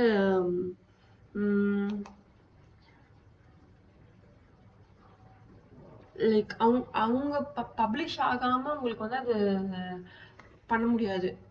இப்போ மற்ற ஆக்ட் இப்போ யூஸ்வலி ஒரு ஆக்ட் எப்படி ஆகும், பிரஸ் நம்ம ஹவுஸ்ல ராஜ்யசபா லோக்சபா அண்ட் ராஜ்யசபால பாஸ் பண்ணி பிரசிடென்ட் சைன் போட்டா உங்களுக்கு ஆக்ட்னு ஒன்று வருது. அது மாதிரி இப்போ இவங்கெல்லாம் எப்படி வருவாங்கன்னா லாஸை ஃப்ரேம் பண்ணி எஃபெக்டிவ் டேட்னு ஒன்று பப்ளிஷ் பண்ணிடுவாங்க. அதுல இருந்து மட்டும்தான் உங்களுக்கு அந்த லெஜிஸ்லேஷன்ஸ் எஃபெக்ட் வரும். மெயின் ஆக்டுமே அப்படிதான், எஃபெக்டிவ் டேட்னு ஒன்று கொடுத்துருப்பாங்க, அதுல இருந்து வரும். இவங்களுக்கு வந்து அந்த அத்தாரிட்டி சைன் பண்ண பிறகு அந்த டேட்ல இருந்து அவங்க எக்ஸிஸ்டிங்கா வரும். இதுல வந்து கண்டிஷனல் லெஜிஸ்லேஷன் அப்படின்னு ஒன்று இருக்கு. இது எப்போனா அவங்களுக்கு எப்போ வந்து தேவை இருக்கும், ஒரு லைக் இந்த மெயின் ஆக்ட்ஸ் மாதிரியோ இல்லை மற்றது மாதிரியோ கண்டினியூஸ் எக்ஸிஸ்டன்ஸ்ல இருக்காது. எப்போ வந்து ஒரு தேவைன்னு ஒன்று வருதோ அப்போ மட்டும்தான். இப்போ எக்ஸாம்பிளுக்கு இதுக்கான எக்ஸாம்பிள், கரெக்ட் எக்ஸாம்பிள் வந்து உங்களுக்கு இந்த பிரேக் செஷன் போயிட்டு நான் உங்களுக்கு திருப்பி வரும்போது நான் உங்களுக்கு சொல்றேன் இன்னுமே எஃபெக்டிவா. கோவிடை வச்சு கூட சொல்லலாம், பட் அது உங்களுக்கு ஸ்லைட்டா கன்ஃபியூஸா இருக்க வாய்ப்பு இருக்கு. நான் இன்னுமே கூட கொஞ்சம் நான் ரிசர்ச் பண்ணிட்டு நான் உங்களுக்கு பிரேக் எடுத்து சொல்றேன். சரிங்களா?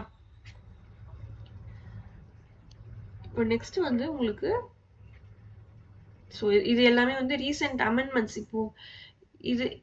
இப்போ நம்ம இதை பார்க்கலாம். ஃபர்ஸ்ட் வந்து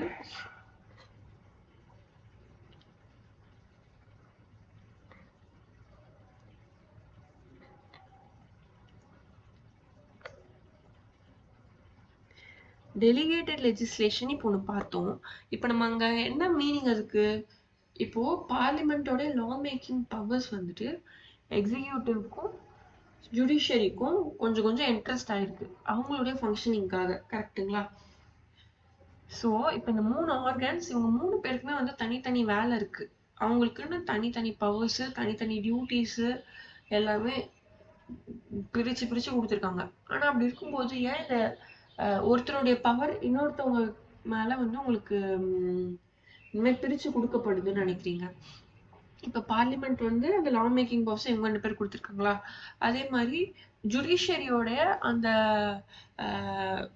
இன்டர்பிரேட்டிங் பவர்ஸ் வந்துட்டு உங்களுக்கு ஒரு கேஸை ஹியர் பண்றதுக்கான பிரின்சிபல் செட்டில் பண்ண வேண்டிய பவர்ஸ் வந்துட்டு உங்களுக்கு எக்ஸிக்யூட்டிவ் கிட்டயும் உங்களுக்கு இன்ட்ரெஸ்ட் ஆயிருக்கும். தட் இஸ் குவாசி ஜுடிஷியல் அத்தாரிட்டிஸா உங்களுக்கு இன்ட்ரெஸ்ட் ஆயிருக்கு. ஸோ இது ஏன் இந்த மாதிரி பிரிச்சு பிரிச்சே இருக்கு பாத்தீங்களா? இப்போ இந்த மாதிரி இருக்கிறதுனால உங்களுக்கு நிறைய பிரச்சனை இருக்கு. ஸோ ஒருத்தருடைய பவர்ஸ்குள்ள இன்னொருத்தர் உள்ள வர்றதுனால அபியூஸ் ஆஃப் ப்ராசஸ் நடக்கலாம். அதாவது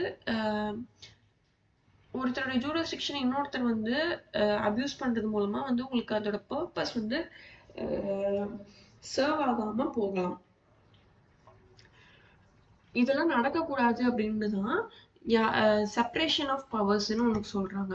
அதாவது ஒரு ஒரு ஒரு ஆர்கன் அவங்களுடைய பவர்ஸ் வந்து ஒருத்தர் மேல ஒருத்தர் இந்த மாதிரி இன்டர் ரிலேட் ஆயிருக்கும் போது அதை ப்ராப்பரா நம்ம செப்பரேட் பண்ணணும். செப்பரேட் பண்ணி தனித்தனியா தான் ஃபங்க்ஷன் ஆகணும். அப்படி லைக் நம்ம வந்து இப்ப இன்டர் ரிலேட் ஆகிருக்கலாம், பட் அதுலயுமே வந்து உங்களுக்கு ஒரு ப்ராப்பரான செப்பரேஷன் இருக்கணும். அந்த இன்டர் ரிலேட் ஆயிருக்கிற சப்ஜெக்ட்ஸ்குள்ளேயும் இருக்கிற ஆர்கனோடைய பவர்ஸ் வந்து ப்ராப்பரா செப்பரேட் ஆயிருக்கணும் அப்படின்ட்டு சொல்றாங்க. இதுக்கு பேர் தான் செப்பரேஷன் ஆஃப் பவர்ஸ்னு ஒரு கான்செப்ட். இது வந்து நம்மளுடைய டிபிஎஸ்பி பார்த்தோம் பாத்தீங்களா, அதுல ஆர்டிகிள் 50ல இதை சொல்லியிருப்பாங்க. நம்ம டிபிஎஸ்பி எடுக்கிற ஒரு நிமிஷம்.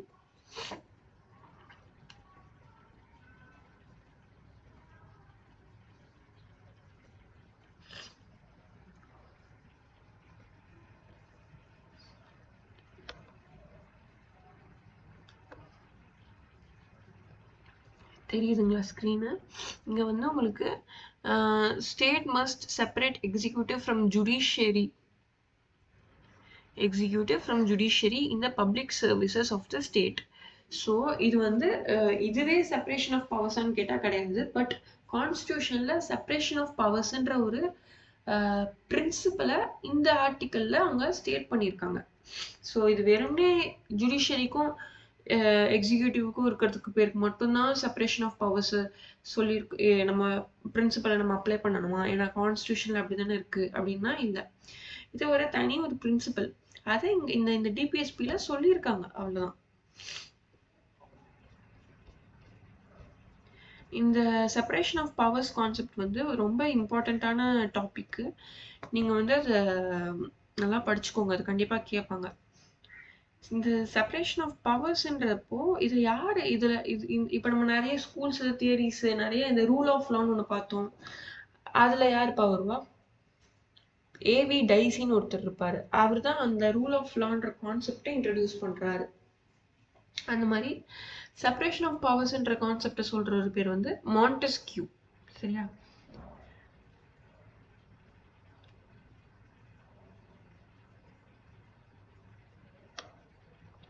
இப்போ நம்ம செப்பரேஷன் ஆஃப் பவர்ஸ் ஏன் வந்து தேவை அப்படின்றத நம்ம பார்க்கலாம். இப்போ யாராவது ஒருத்தர் வந்து நீங்க பாயிண்ட் ஒரு பாயிண்ட் படிச்சுட்டே வரீங்களா? வாலண்டியர் பண்றீங்களா?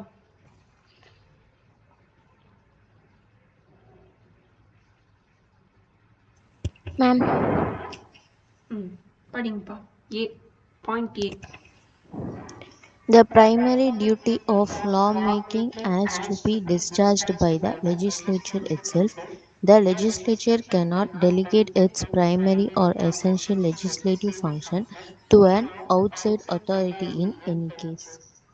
ஓகே, ஸோ இது நம்ம பிரைமரி டியூட்டி அப்படின்னு சொல்றோம். பார்லிமெண்டோடைய பர்பஸே என்னது? லா மேக்கிங் தான். ஸோ ஏன் வந்து அது வருது? இப்போ லா மேக்கிங் அப்படின்றப்போ அந்த லா மூலமா தான் நம்ம கவர்ன் ஆக போறோம்.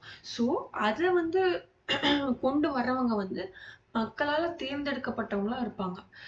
ஓகேங்களா? இப்ப இந்த ப்ரொசீஜர் புரியுதுங்களா?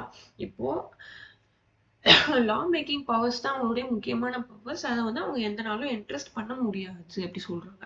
இப்போ அந்த பிரைமரி டியூட்டினா என்னன்றதை நம்ம அடுத்தடுத்து பார்க்கலாம் அடுத்த பாயிண்ட்ல. படிங்க Shalini, second point. The essential legislative function consists in laying down the policy of the law and making it a binding rule of conduct. The legislature, in other words, must itself lay down the legislative policy and principles and must afford sufficient guidance to the rule-making authority for carrying out the declared policy.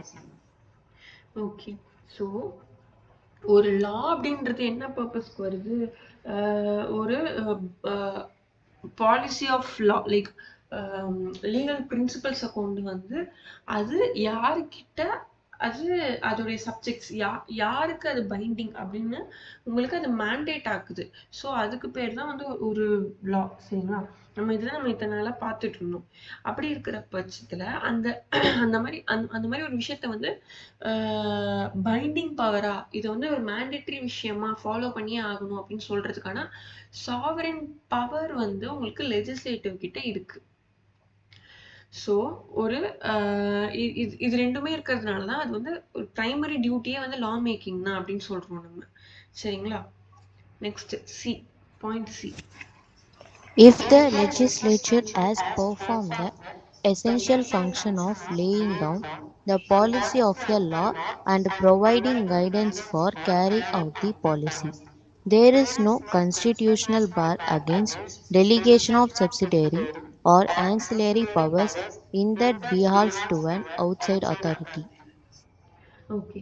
So நம்ம இதுக்கு முன்னாடியே பார்த்துருந்தோம். இப்போ delegated legislation அப்படின்றது இப்போ parliament இந்த மற்ற 2 பேருக்கு கொடுக்குது. அப்படி பட்சத்துல அவங்க கொடுக்கறது வந்து அதுக்குன்னு ஒரு ப்ராப்பரான பவர்ஸ் அண்ட் டியூட்டிஸோட இன்ட்ரெஸ்ட் பண்ணணும். மொத்தாந்தாரமா கொடுத்துடக்கூடாது. அப்படி பண்ணாக்கா இப்போ எக்ஸிக்யூட்டிவே மொத்த லாஸையுமே கூட கொண்டு வந்துடலாம்ல எல்லாத்தையுமே. அப்படி இருக்கிற பட்சத்துல நம்ம வந்து ப்ராப்பரா அவங்களுக்கான லிமிட்ஸோட நம்ம கொடுக்கணும். எப்படி வந்து அவங்க லாஸை கொண்டு வரணும், எந்த சப்ஜெக்ட் மேட்டர்ல, எந்த கண்டிஷன்ஸ்ல அவங்க கொண்டு வரணும், எல்லாமே கிளியரா இருக்கணும். ஆல்சோ அந்த இது எல்லாத்துக்குமே வந்து ஒரு ஒரு பவரா ஒரு மெயின் ஆக்ட் இல்லைன்னா மெயின் ஒரு விஷயம் இருக்கணும். அதுக்கான ஆப்ஜெக்டிவ்ஸ் இருக்கணும். ஸோ இது கிளியரா இருக்கிறப்போ நம்ம டெலிகேஷன் பண்ணலாம் தாராளமா.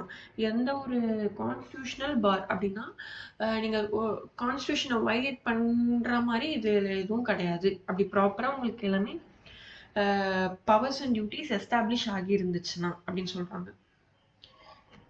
புரியுதுங்களா? இல்ல திருப்பி எக்ஸ்பிளைன் பண்ணணுமா இதை?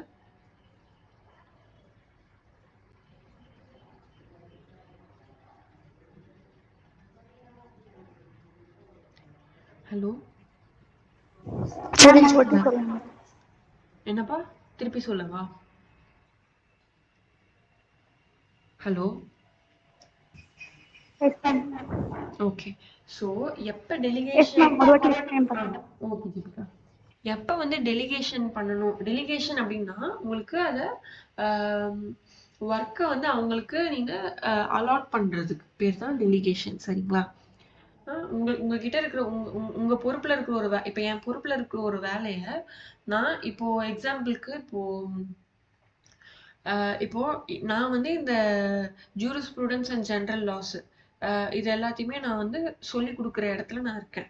இப்போ ஒருவேளை நான் உங்கள ஒருத்தரை நான் வந்து அலாட் பண்ணி நான் இந்த மாதிரி நீங்க வந்து இப்போ ப்ராப்பராக நம்ம டெஸ்ட் எல்லாம் கண்டக்ட் பண்ணுறோம். இந்த எல்லா டெஸ்ட்டையும் வந்து நீங்கள் எல்லாரோட ஆன் பிஹாஃபாக நீங்கள் வந்து அதை கலெக்ட் பண்ணி வைக்கணும். எல்லாரையுமே வந்து நீங்கள் ப்ராப்பராக அவங்களுக்கான டவுட்ஸை கிளாரிஃபை பண்ணுறதுலேருந்து, டெஸ்ட் வந்து கண்டக்ட் பண்ணுறதுலேருந்து, டெஸ்ட்டை கரெக்ட் பண்ணி என்கிட்ட வந்து ஃபாலோ அப் பண்ணுறதுலேருந்து, ஸோ இது எல்லாத்தையும் நீங்கள் மற்ற ஸ்டூடெண்ட்ஸை கவர்ன் பண்ண வேண்டியதை தட் இஸ் அது என்னோட பொறுப்பு. அதில் நான் சில பொறுப்பை வந்து நான் ஒருத்தர்கிட்ட ஒருவேளை நான் கொடுக்குறேன் அப்படின்னு வச்சுக்கோங்களேன். அதுக்கு பேர் தான் டெலிகேஷன். சரிங்களா? ஓகே. இப்போ இது வந்து எல்லா இடத்துலயுமே இருக்கும். இது வந்து கான்ஸ்டியூஷன் அப்படின்றதுனால நம்ம இந்த ஆர்கன்ஸ்குள்ள பாக்குறோம். இப்போ ஒருவேளை உங்களுக்கு வந்து ஒரு கம்பெனியா இருக்குன்னா, இப்போ உங்க கம்பெனிலேயே பாத்தீங்கன்னா இப்போ மெயினானது யாரு கம்பெனில, இப்போ அந்த சிஇஓ இருக்காரு. இப்போ அந்த சிஇஓக்கு வந்து எல்லா பவர்ஸும் எல்லாத்துக்குமே வந்து அவருக்கு பவர் இருக்கு. இப்போ வந்து ஆனா அவர் வந்து எப்படி சூப்பர்வைஸ் மட்டும் தான் பண்ணுவாரு. பட் ஜஸ்ட் பிகாஸ் இவர் சூப்பர்வைஸ் பண்றாருன்றதுனால மற்ற வேலைகளை அவர் பார்க்கவே கூடாதுலாம் கிடையாது. எல்லா அடிமட்டத்துல இருந்து எல்லா வேலையுமே அவர் பார்க்கணும். சரிங்களா? ஆனா அந்த பவர்ஸை வந்துட்டு அந்த டியூட்டிஸை அவரு ஒருத்தருக்கு அவர் அலாட் பண்ணி விடுறாரு. இப்போ வந்து சேல்ஸ் எல்லாம் பாத்துக்கிறதுக்கு சேல்ஸ் டிபார்ட்மெண்ட் அப்படின்னு ஒண்ணு கொண்டு வந்து அவங்களுக்கு சேல்ஸ்க்கான எல்லா பவர்ஸ் அதுல அவங்க இன்டர்னலா அவங்க வந்து மைக்ரோ மேனேஜ்மெண்ட் பண்ணிக்கிறதுக்கான பவர்ஸ் இதெல்லாம் கொடுக்குறாங்க. ஆல்சோ வந்து உங்களுக்கு இப்போ வந்து மார்க்கெட்டிங், சேல்ஸ் அண்ட் மார்க்கெட்டிங் ஒன்றா தான் வரப்போகுது. அப்படி இல்லைன்னா இப்போ இந்த R&D, ரிசர்ச் அண்ட் டெவலப்மெண்ட் பண்ணுறதுக்கு ஒரு டிபார்ட்மெண்ட் இருக்கும். அவங்க வந்து பார்த்தீங்கன்னா அவங்களுக்குன்னு ஒரு தனி பவர்ஸ் இது கொடுத்து அவங்கள வேலை வாங்குவாங்க. அதே மாதிரி உங்களுக்கு HR, finance and accounting, so ஒரு ஒரு கம்பெனிக்குள்ளே இவ்வளோ டிபார்ட்மெண்ட்ஸ் இருக்கும். சரிங்களா? இது எல்லாத்தையும் ஒட்டுக்கா கவர்ன் பண்ணுறவர் யாரு? CEO-வா இருப்பாரு. ஸோ இவரு இந்த எல்லா டிபார்ட்மெண்ட்ஸ்க்கும் பவர்ஸ் டெலிகேட் பண்றாரு. அதே மாதிரி தான் with respect to law making அப்படின்னு பார்த்தீங்கன்னா உங்களுக்கு பார்லிமெண்ட் தான் ஹையஸ்ட். இந்த 3 ஆர்கனுமே எது எது அதிகம் எது பெருசுலாம் கிடையாது. எல்லாமே வந்து ஈக்குவலி தேவையான ஆர்கன் தான் இந்தியாவுக்கு. இந்தியா வந்து ரெகுலேட் ஃபங்க்ஷன் ஆகணும் அப்படின்னா அந்த 3 ஆர்கன்ஸுமே தேவை. அந்த பட்சத்து 3மே சாவரன் பவர்ஸ். இப்போ லா மேக்கிங் பவர்ஸ் அப்படின்னு பார்த்தீங்கன்னா உங்களுக்கு பார்லிமெண்ட் தான் இதுல ஹையஸ்ட். சரிங்களா? CEO மாதிரின்னு வச்சுக்கோங்க. இப்போ அவங்க வந்து with respect to executive and judiciary அவங்களுக்கான ஃபங்க்ஷனரிஸை அவங்க பார்த்துக்கிறதுக்கு அந்தந்த டிபார்ட்மெண்ட்ஸ் இருக்காங்க பார்த்தீங்களா? இப்போ ஹெச்ஆர், ஃபினான்ஸ் அண்ட் அக்கௌண்டிங், இவங்கெல்லாம் வந்து அவங்க அவங்க அந்தந்த ஒரு டிபார்ட்மெண்ட்டுக்குள்ளே இருக்கிற மைக்ரோ மேனேஜ்மெண்ட் திங்ஸை பார்த்துக்கிறாங்க பார்த்தீங்களா?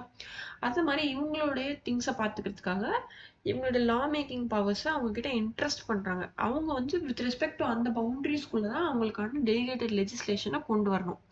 சரிங்களா? இப்போ இந்த டெலிகேட்டட் லெஜிஸ்லேஷனை கொடுக்குறாங்க. இது வந்து நீங்களே பார்த்துக்கோங்க அவ்வளோதான் முடிஞ்சிருச்சு அப்படின்னு கொடுத்துட முடியாது. அவங்களுக்குன்னு சில பவுண்டரிஸ் இருக்கணும். அவங்களுக்குன்னு சில powers as well as with சில ஆப்ளிகேஷன்ஸும் சேர்ந்து இருக்கணும். இப்போ நம்ம ஃபண்டமெண்டல் ரைட்ஸில் பார்த்தோம், எந்த ஒரு ரைட்டும் எந்த ஒரு பவருமே வந்து உங்களுக்கு அப்சல்யூட் கிடையாது. ஒரு ரீசனபிள் ரெஸ்ட்ரிக்ஷன் இருக்கு. கரெக்டுங்களா?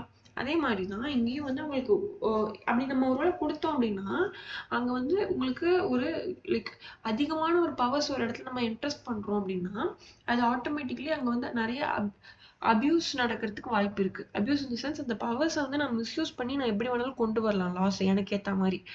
அந்த மாதிரி இல்லாமல் லா மேக்கிங் பவர்ஸை நான் கொடுக்குறேன், ஆனால் with subject to certain restrictions தான், கண்டிஷன்ஸ் இருக்கு அதில் சிலது.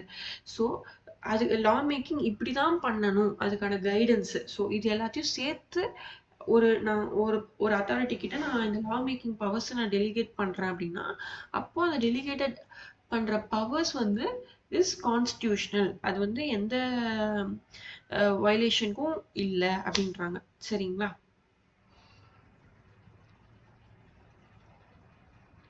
Okay Jibika.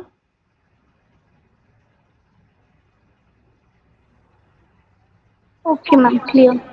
Okay. So point D படிங்கப்பா. It follows from the above that an act delegating law-making powers to a person or body shall be invalid if it lays down no principles and provides no standard for the guidance of the rule-making body.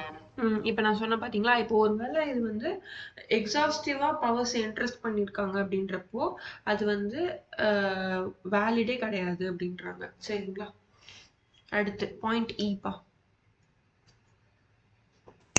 In applying this test, the court should take into account the statement in the preamble to the Act, and if said statements offered a satisfactory basis for holding that the legislative policy or principle has been enumerated with sufficient accuracy and clarity, the preamble itself would satisfy the requirements of the relevant test. அதாவது நம்ம constitutional பிரியாம்பிளோட topic பார்த்தோம். So என்ன சொல்றாங்க அதில் பிரியாம்பிளில் மொத்த கான்ஸ்டியூஷனுக்கான objectives என்ன அப்படின்றத நம்ம அங்கே பார்க்குறோம். ஸோ அதில் இருக்கிற விஷயத்தை தான் வந்து நம்ம லைக் பிரேக் டவுன் பண்ணி ஒரு ஃபுல் கான்ஸ்டியூஷனாக இருக்குது. பட் மொத்த கான்ஸ்டியூஷன் நம்ம எதுக்கு என்ன பர்பஸ்க்காக இப்போ இது ஃபாலோ ஆகுது அப்படின்றத அதில் தான் உங்களுக்கு சொல்லியிருக்காங்க. அந்த மாதிரி எல்லா ஆக்டுக்குமே வந்து உங்களுக்கு பிரியாம்பிள்னு ஒன்று இருக்கும். பிரியாம்பிள் ஆர் ஷார்ட் டெக்ஸ்ட் அப்படி. பிரியாம்பிள் ஆஸ் சச் அதே வார்த்தையில இருக்காது உங்களுக்கு. பட் டைட்டில், அந்த எய்ட்ஸ் ஆஃப் இன்டர்பிரிட்டேஷன் பார்த்தோம் பார்த்தீங்களா, அதுதான் இவங்க இதில் மீன் பண்ணுறாங்க. ஒருவேளை அந்த இதுலேயே அந்த இன்டர்பிரிட்டேஷன்லேயே உங்களுக்கு இந்த எதனால இந்த டெலிகேட்டட் அத்தாரிட்டி கொடுத்துருக்காங்க அப்படின்ற அந்த கேசஸ் வந்து சாட்டிஸ்ஃபை ஆயிடுச்சுன்னா அந்த வெறும் ப்ரியாம்பிளியை கூட எடுத்துப்பாங்க அதோட ரீசனிங்காக அப்படின்னு சொல்கிறாங்க. சரிங்களா? Next F. In every case, it would be necessary to consider the relevant provisions of the Act in relation to the delegation made, and the question as to whether the delegation made is intra-virus or not will have to be decided by the application of the relevant test. So இப்போ கொடுத்துருக்கிறது வந்து உங்களுக்கு ஒரு மாதிரி doubt, beyond the reasonable doubt அது கரெக்டாக இருக்கணும் அப்படின்றாங்க. அதாவது இன்ட்ரா வைரஸ் அப்படின்றப்போ இந்த டெலிகேட்டட் அத்தாரிட்டிஸ், இந்த லா மேக்கிங் பவர்ஸ் இவங்க கொண்டு வந்தது வந்து மற்ற ஆக்ட் கூட வந்து இதோட மெயின் ஆக்ட் கூடவோ இல்லை மற்ற சென்ட்ரல் ஆக்டோ இல்லை ஸ்டேட் ஆக்டோ இது கூட கான்ட்ரடிக்டிங்காக இருக்கக்கூடாது. ஆல்சோ இது பேசிக்லி இது வந்து எந்த பிரச்சனையும் இல்லாமல் இருக்கணும் அப்படின்றாங்க. லைக் ஒன்ஸ் கோர்ட்டுக்குள்ளே போனால் நம்ம டெஸ்ட் 11 டெஸ்ட்டை வந்து நம்ம அப்ளை பண்ணி தான் ஆகணும். பட் இந்த லா மேக்கிங் அத்தாரிட்டிஸ் வந்து இது எல்லாத்தையும் கவனிச்சுக்கணும் அப்படின்னு சொல்கிறாங்க. Next G. Delegated legislation may take different forms: conditional legislation, supplementary legislation, subordinate legislation, etc. But each form is subject to the one and same rule that delegation made without indicating intelligible limits of authority is constitutionally incompetent. So delegated legislation வந்து எப்படிலாம் இருக்கான்? Conditional, supplementary and subordinate. So இப்போது இந்த மாதிரி இருக்க வெவ்வேறு விதமாக இருக்குது டெலிகேட்டட் லெஜிஸ்லேஷன். இதெல்லாம் வந்து அவங்களுடைய கேரக்டர்ஸ்ன்னு வச்சுக்கோங்க. கண்டிஷனல் அப்படின்றது வந்து ஒரு இன்சிடெண்ட் நடந்ததுன்னா மட்டும்தான் அந்த லெஜிஸ்லேஷன் ஆப்ரேஷனுக்கு வரும், இல்லைனா அதை நம்ம யூஸ் பண்ண முடியாது. சரிங்களா? அதே மாதிரி இதுக்கான எக்ஸாம்பிள் நான் வந்து உங்களுக்கு பிரேக் அடுத்து சொல்கிறேன். அடுத்து வந்து சப்ளிமெண்ட்ரி லெஜிஸ்லேஷன் அப்படின்றப்போ உங்களுக்கு ஒரு இன் அடிஷனாக வந்து வர்றது. அடுத்து வந்து சப்பார்டினேட் லெஜிஸ்லேஷன். இது வந்து அந்த மெயின் ஆக்டுக்கு அதோடைய எப்படி சொல்ல ஒரு அதோடைய பெட்டர் கவர்னன்ஸ்க்காக நீங்கள் இன்னொரு ஒரு அதுக்கு கீழே வேலை செய்கிற இன்னொரு லாவை கொண்டு வரீங்க. That is subordinate legislation. இந்த மாதிரிலாம் இருக்கும். பட் ப்ரொவைடட் தட் இந்த எல்லா ஆக்டுமே வந்து உங்களுக்கு இந்த கண்டிஷன் எக்ஸாஸ்டிவ் பவர்ஸோடு இருக்கக்கூடாது. அவங்களுக்குன்னு சில ரெஸ்ட்ரிக்ஷன்ஸோட லா மேக்கிங் பவர்ஸ் கைடன்ஸோடு கொடுத்துருந்தா மட்டும்தான் அந்த மாதிரி கொடுத்து அவங்க ஃப்ரேம் பண்ணுற டெலிகேட்டட் லெஜிஸ்லேஷன் மட்டும்தான் வேலிட் அப்படின்னு சொல்கிறாங்க. ஓகேங்களா? ஸோ இப்போ இங்கே கொடுத்துருக்காங்க பார்த்தீங்களா பாக்ஸு, இது எல்லாமே வந்து கான்ஸ்டியூஷனல் அமெண்ட்மெண்ட்ஸ். கான்ஸ்டியூஷனல் அமெண்ட்மெண்ட்ஸ் நம்ம எங்கேயோ பார்த்துருக்கோம், ஞாபகம் இருக்குங்களா? ஆர்டிகிள் 368 நம்ம பார்த்துருக்கோம். இப்போ நம்ம திருப்பியுமே நம்ம அதை ரிவைஸ் பண்ணலாம். உங்களுக்கு வந்து அது எப்போ வந்து அதுக்கு ஸ்பெஷல் மெஜாரிட்டி வேணும், எப்போ வந்து 2/3 ஓட்டிங் வேணும் அப்படின்லாம் நம்ம பார்த்துருக்கோம். ஸோ இதுதான் வந்து செப்பரேஷன் ஆஃப் பவர்ஸு. ஸோ நீங்கள் இது உள்ளே படித்து பாருங்கள். இப்போ நம்ம படித்த விஷயம் மட்டும்தான் அது உள்ளே இருக்கும். சரிங்களா? So basically separation of powers அப்படின்றது எந்த ஒரு அத்தாரிட்டியாக இருந்தாலுமே அவங்கக்கிட்ட வந்து எக்ஸாஸ்டிவ் பவர்ஸ் இருக்கக்கூடாது. இப்போ இந்த மாதிரி ஒருத்தரோட பவர் இன்னொருத்தர் கூட வந்து மர்ஜ் ஆகுது, இன்டர் ரிலேட் ஆகுது அப்படின்றப்போ அதை நம்ம வந்து எப்படி செப்பரேட் பண்ணி பார்க்கணும் அப்படின்றது தான் இந்த செப்பரேஷன் ஆஃப் பவர்ஸ்.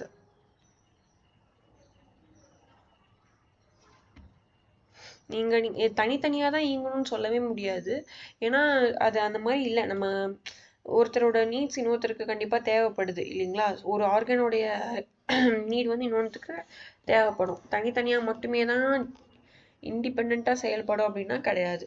ஆனால் நமக்கு செப்பரேஷன் ஆஃப் பவர்ஸ் தேவை. அது எப்படி நம்ம பார்த்துக்கணுன்றது தான் இந்த செப்பரேஷன் ஆஃப் பவர்ஸ். அந்த கான்செப்ட் வந்து கொஞ்சம் இம்பார்ட்டண்ட்டானது. நீங்கள் அதை கவனமாக படிச்சுக்கோங்க. ஓகேங்களா? நெக்ஸ்ட் வந்துட்டு லெஜிஸ்லேட்டிவ் ஃபங்க்ஷன்ஸ்.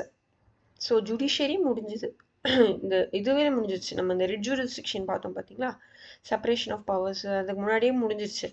இப்போது நம்ம டெலிகேட்டட் லெஜிஸ்லேஷன் பார்த்தோம். நெக்ஸ்ட்டு லெஜிஸ்லேட்டிவ் ஃபங்க்ஷன்ஸ் என்னென்னு பார்க்கலாம். ஸோ நம்ம பார்த்தோம் லெஜிஸ்லேஷன் என்ன பர்பஸ்க்கு இருக்காங்க, மொத்தமாகவே லா மேக்கிங் தான். இப்போ அந்த லா மேக்கிங் எப்படி இருக்கும், ஃபர்ஸ்ட் வந்து பில்லாக தான் பாஸ் ஆகும். நெக்ஸ்ட்டு 2 ஹவுஸ்க்குமே பாஸ் ஆகிற வரைக்கும் அது பில்லாக தான் இருக்கும். பிரசிடென்ட் வந்து அது சைன் பண்ணிட்ட பிறகு தான் அது ஆக்டாக மாறும்னு சொல்கிறோம். அப்போது என்னென்ன மாதிரி பில்ஸ்லாம் இருக்குது அப்படின்றத நம்ம கவனிக்கலாம். ஒரே நிமிஷம்.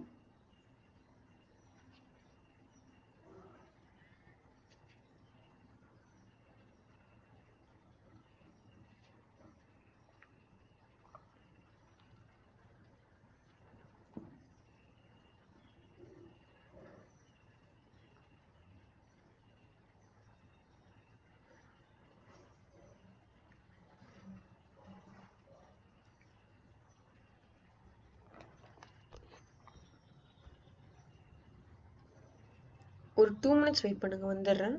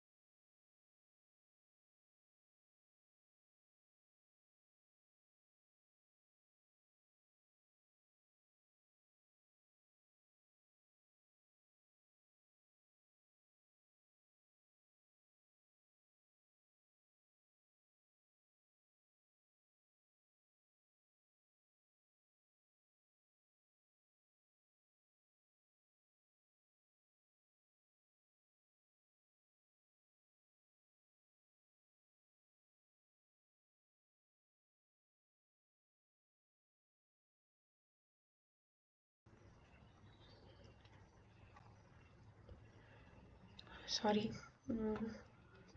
பில். ஸோ இப்போ பில் வந்து என்னென்ன மாதிரி பில்ஸ் இருக்குன்னு ஃபஸ்ட்டு நம்ம பார்க்கலாம். கேட்டகரிஸ் பார்ப்போம். ஃபர்ஸ்ட் திங் வந்துட்டு உங்களுக்கு ஆர்டினரி பில். ஆர்டினரின்றப்போ உங்களுக்கு இது வந்து உங்களுக்கு போத் சிவில் மேட்டர்ஸு ஒரு கிரிமினல் மேட்டர்ஸு ஒரு what ever subject matter, social welfare loss. So இது எல்லாமே வந்து உங்களுக்கு ஆர்டினரி பில் அப்படின்ற கேட்டகரியில் வந்துடும். நெக்ஸ்ட்டு மணி பில் அப்படின்றப்போ இது நான் கடைசியாக வரேன். இந்த money bill and finance bill சேர்ந்து பார்க்கலாம். ஸோ ஃபஸ்ட்டு ஃபினான்ஸ் பில்னால் என்னென்னு பார்க்கலாம். இப்போது ஒரு வருஷமும் உங்களுக்கு பட்ஜெட் தாக்கல் செய்கிறாங்க யூனியனில், சரிங்களா. இப்போ கூட நமக்கு 2024க்கான பட்ஜெட் வந்துச்சு. ஸோ இது எல்லா வருஷமும் பண்ணுறது அந்த ஒரு வருஷத்துக்கு மட்டும்தான். அந்த ஒரு வருஷத்தில் என்ன மாதிரி பட்ஜெட் அலோகேஷன்ஸ்லாம் இருக்க போகுது, டேக்ஸ் ரேட் எப்படி இருக்க போகுது, இது எல்லாத்தையும் அதில் டிஸ்கஸ் பண்ணியிருப்பாங்க. ஸோ இதுக்கு பேர் வந்து ஃபினான்ஸ் பில், சரிங்களா. அண்ட் மணி பில் அப்படின்றது மொத்தமாக அந்த யூனியனுக்கோ இல்லை யூனியனுக்கு தான் மேக்ஸிமம் வரும், ஸ்டேட்டுக்கு வராது. யூனியனோட ஃபினான்ஸ் மேட்டர்ஸில், டேக்ஸ் மேட்டர்ஸில் வர்ற இதுக்கு பேர் மணி பில், சரிங்களா. இப்போ எக்ஸாம்பிளுக்கு இந்த ஃபினான்ஸ் பில் அப்படின்றது வந்து ஒரு வருஷமும் மாறும், லைக் புதுசாக வந்துட்டே தான் இருக்கும் போது. பட் மணி பில் அப்படின்றது அது ஒரு செப்பரேட், இதுவும் ஆக்ட் தான். ஃபினான்ஸ் பில்லும் ஒரு ஆக்ட் தான், மணி பில்லும் ஒரு ஆக்டாக தான் இருக்கும்.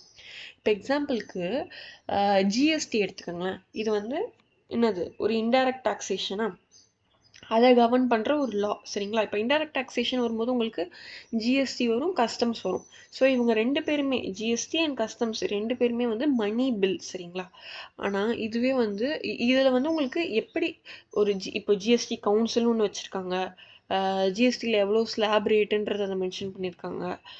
அதோட கேப் லிமிட் என்னது, இப்போ வந்து எங்கெங்கே வந்து யார் யாருக்கு பவர்ஸ் இருக்குது எல்லாமே வந்து அதில் ஜிஎஸ்டி ஆக்டில் உங்களுக்கு மென்ஷன் பண்ணியிருக்காங்க. அப்படியே இங்கே வாங்க ஃபினான்ஸ் பில், இதில் வந்து உங்களுக்கு அது வந்து ஒரு பார்ட்டாக வரும். இப்போ அந்த வருஷத்துக்கு மட்டும் ஜிஎஸ்டியோட ஸ்லாப் ரேட்ஸ் எப்படிலாம் இருக்க போகுது அப்படின்றது இதில் சொல்லியிருப்பாங்க ஃபினான்ஸ் பில்லில். ஓகேங்களா? இப்போ டிஃப்ரென்ஸ் புரியுதுங்களா மணி பில்க்கும் ஃபினான்ஸ் பில்க்கும்? இப்போ நெக்ஸ்ட் வந்துட்டு அமெண்ட்மெண்ட், கான்ஸ்டியூஷனல் அமெண்ட்மெண்ட் பில். இது வந்து ஆர்டிகிள் 368. இப்போது எந்த அமெண்ட்மெண்ட் கொண்டு வர்றதுமே ஒரு ஆக்ட் மூலமாக தான் கொண்டு வருவாங்க. சரிங்களா? இப்போது அந்த ஆக்டை முதல்ல எப்படி இருக்கும், பில்லாக இருக்கும். So constitutional amendment bill article 368 மூலமாக வரும். நெக்ஸ்ட் வந்து ஆர்டினன்ஸ் ரீப்ளேசிங் பில். இப்போது பிரசிடென்ட் ஆர் கவர்னர் பாஸ் பண்ண அந்த ஆர்டினன்ஸை பார்லிமெண்ட் செஷன்ஸ் திருப்பியும் ஒன்று சேர்றப்போ அவங்க வந்து அந்த 6 weeks கேப்பில் அவங்க பாஸ் பண்ணணும் அப்படின்னு சொன்ன பார்த்தீங்களா? ஸோ அதுக்கு பேர் தான். அப்போ வந்து அது ஆர்டினன்ஸ் ரீப்ளேசிங் பில்லாக ஃபஸ்ட்டு வரும், அதுக்கப்புறம் அது ஆக்டாக மாறும். சரிங்களா? இப்போ நம்ம திருப்பியும் சொல்கிறேன். ஆர்டினன்ஸ் பில்லு, ஆர்டினரி பில்லு, இது வந்து எல்லா சப்ஜெக்ட் மேட்டருக்குமே வர லாஸ். சரி, அதுதான் ஆர்டினரி பில்லுன்னுவாங்க. நெக்ஸ்ட்டு மணி பில்லு, இது வந்து வித் ரெஸ்பெக்ட் டு அந்த நேஷனோட ஆர் அந்த ஸ்டேட்டோட ஃபினான்ஸு, டேக்ஸ், இது எல்லாத்தையும் சம்மந்தப்பட்ட பில். இது ஃபினான்ஸ் பில் அப்படின்றது உங்களுக்கு பட்ஜெட் மூலமாக வர்ற bill. Next constitutional amendment bill. Next ordinance replacing bill. ஓகேங்களா? இல்லைன்னா டவுட்ஸ் இருக்குங்களா?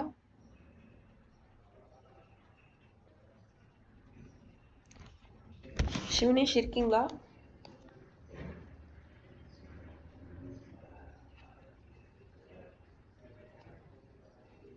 S ma'am. ஓகே, இப்போ இது வரைக்கும் என்ன டவுட் இருக்காப்பா?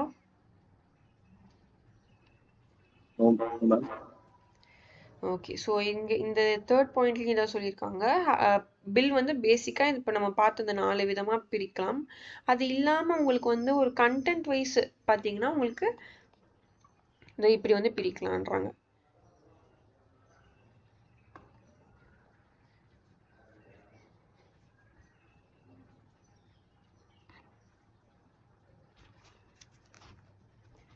ஸோ ஃபர்ஸ்ட் வந்து உங்களுக்கு ஆர்டினரி பில்ஸு.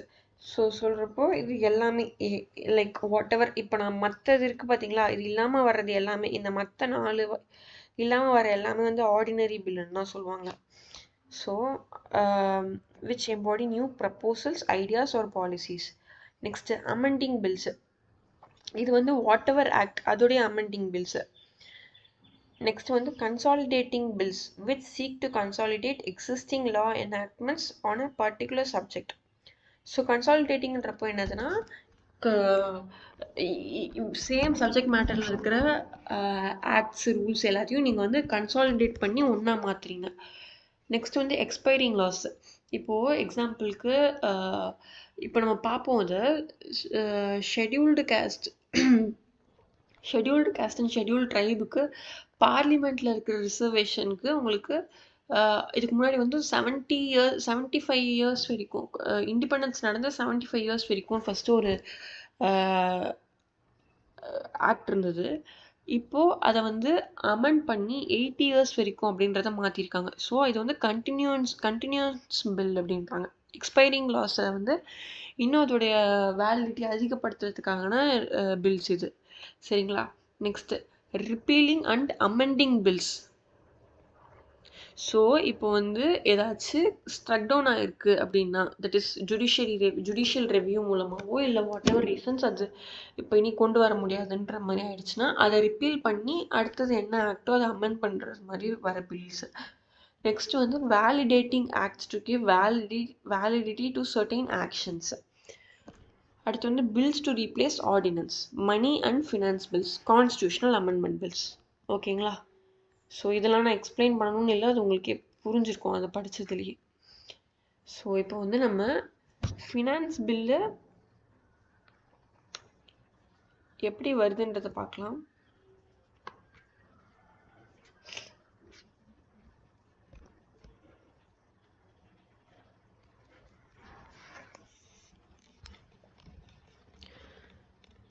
இது வந்து யாராவது படிக்கிறீங்களா இதை?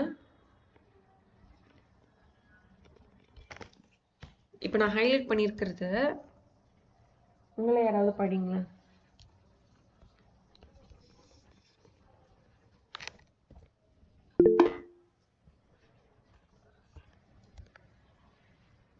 சிவனேஷ் மேம் சொல்லுப்பா. மேம் யாராச்சும் ஒருத்தர் வந்து வாலண்டியர் பண்ணி இப்போ நான் ஹைலைட் பண்ணியிருக்கிறத படிங்க. Okay. 4th point. Financial bills can be further classified as financial bills category A and B.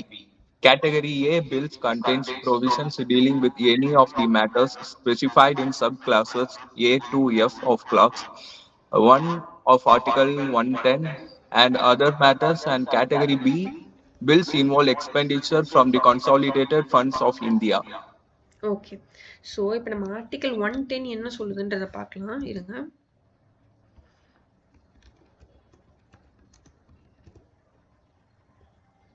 Ma'am சொல்லுப்பா. மேம் நீங்க எப்படி மேம் அந்த ஆர்டிகல் சர்ச் பண்றீங்க? லைக் எந்த சைட்ல? இது வந்து நீங்க ரேண்டமா போயிட்டு கூகுள்ல நீங்க இந்த ஆர்டிகிள் ஆஃப் கான்ஸ்டியூஷன் அந்த நம்பர் போட்டீங்கனாலே உங்களுக்கு நிறைய வெப்சைட்ஸ் இருக்கு. இதுல வந்து இந்தியன் கானூன்ன்றது கொஞ்சம் ஆத்தென்டிக்னாங்க. ஓகேங்களா? நீங்க இது லைக் நீங்க நான் வந்து உங்களோட பர்பஸ்க்காக வந்து நான் வந்து இப்படி போடுறேன். பட் இது யூஸ்வலி எப்படி ஒர்க் ஆகும் அப்படின்னா பேர் ஆக்டா இருக்கும். சரிங்களா? இப்போ நீங்க கான்ட்ராக்ட்ஸ் ஆக்ட் படிக்கிறீங்க.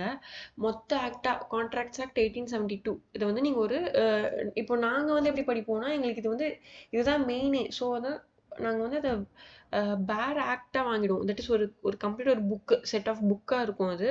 அதாவது வெறும்னே ஆக்டை மட்டும்தான் ப்ரொவிஷன்ஸ் மட்டும்தான் இருக்கும் அதில். நாங்கள் அதை வந்து நாங்கள் பிரிண்டட் ஃபார்மில் இருக்கோம், அதை நாங்கள் வாங்கிடுவோம். அதுலேருந்து பார்ப்போம். நீங்கள் வந்து நீங்கள் இதுக்குன்னு வாங்கணும்னு அவசியம் இல்லை. நீங்கள் பிடிஎஃபாக டவுன்லோட் பண்ணி கூட நீங்கள் வச்சுக்கலாம். வச்சுட்டு அதுலேருந்து நீங்கள் அந்த பிடிஎஃப்குள்ளேருந்து நீங்கள் அந்த ஆக்ட் அந்த ப்ரொவிஷனை நீங்கள் போய் பார்க்கலாம். இப்போ வந்து நான் கான்ஸ்டியூஷன்ஸ் மொத்தமாக நான் டவுன்லோட் பண்ணி வைக்க முடியாதுன்றதுனால நான் வந்து ஒரு ப்ரொவிஷனாக இந்த மாதிரியும் இருக்கும், இல்லை உங்களுக்கு பிடிஎஃபாகவும் இருக்கும். சரிங்களா? உங்களுக்கு எது ஃப்ளெக்சிபிளோ நீங்கள் அது பார்த்துக்கலாம். Okay ma'am. ஓகே. ஸோ இந்த பார்ட் 1 கிளாஸ் 1ல் இருக்கிற சப்ஜெக்ட் மேட்டர்ஸ் இங்கே இருக்கு பாருங்க. The omission, abolition, remission, alteration or regulation of any tax. So இது எல்லாமே வந்து பார்த்தீங்கன்னா உங்களுக்கு வித் ரெஸ்பெக்ட் டு நம்மளோட ஃபினான்ஸை பற்றி தான். ஃபண்ட்ஸ் இப்போ கன்சாலிடேட்டட் ஃபண்ட்ஸ் ஆகட்டும், contingency funds and other tax statutes எல்லாத்த பற்றியுமே வந்து உங்களுக்கு ஃபினான்ஸ் ரிலேட்டட் ஆஸ்பெக்ட்ஸில் தான் உங்களுக்கு இது எல்லாமே இருக்கும். நீங்கள் வந்து இது உள்ளே இருக்கிற கண்டென்ட்டை நீங்கள் படிச்சுக்கோங்க.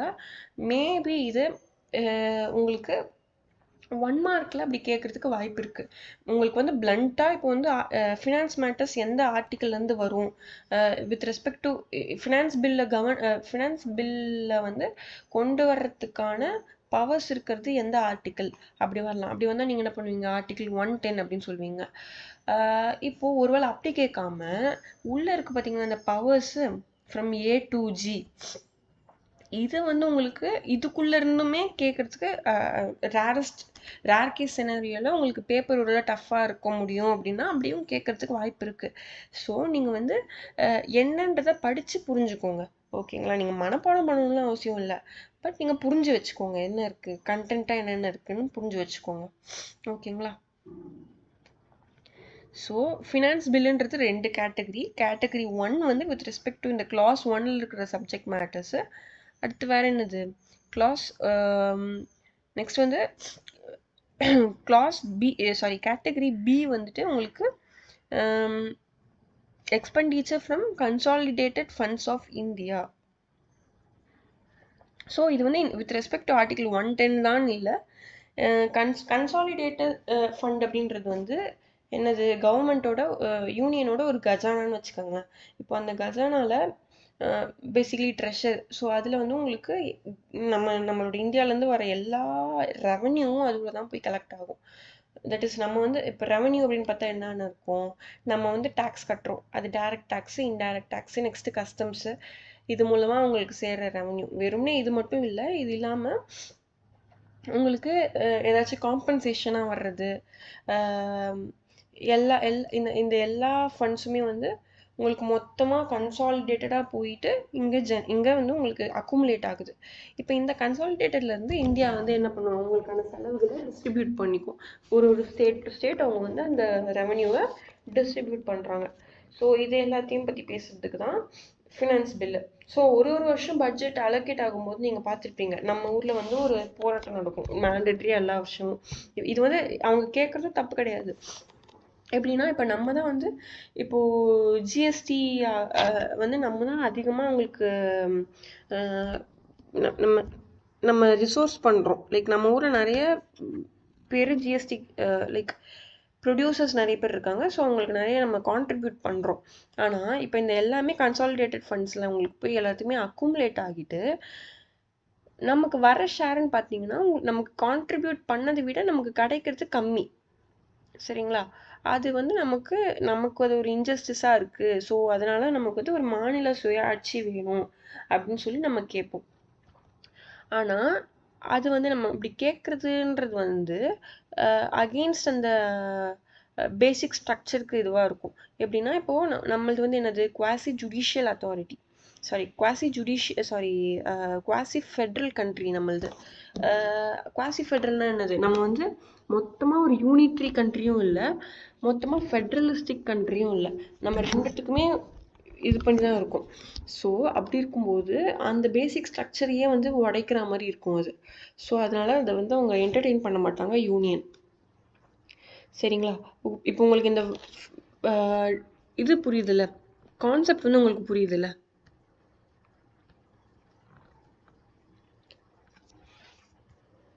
நெக்ஸ்ட் இது பாருங்க,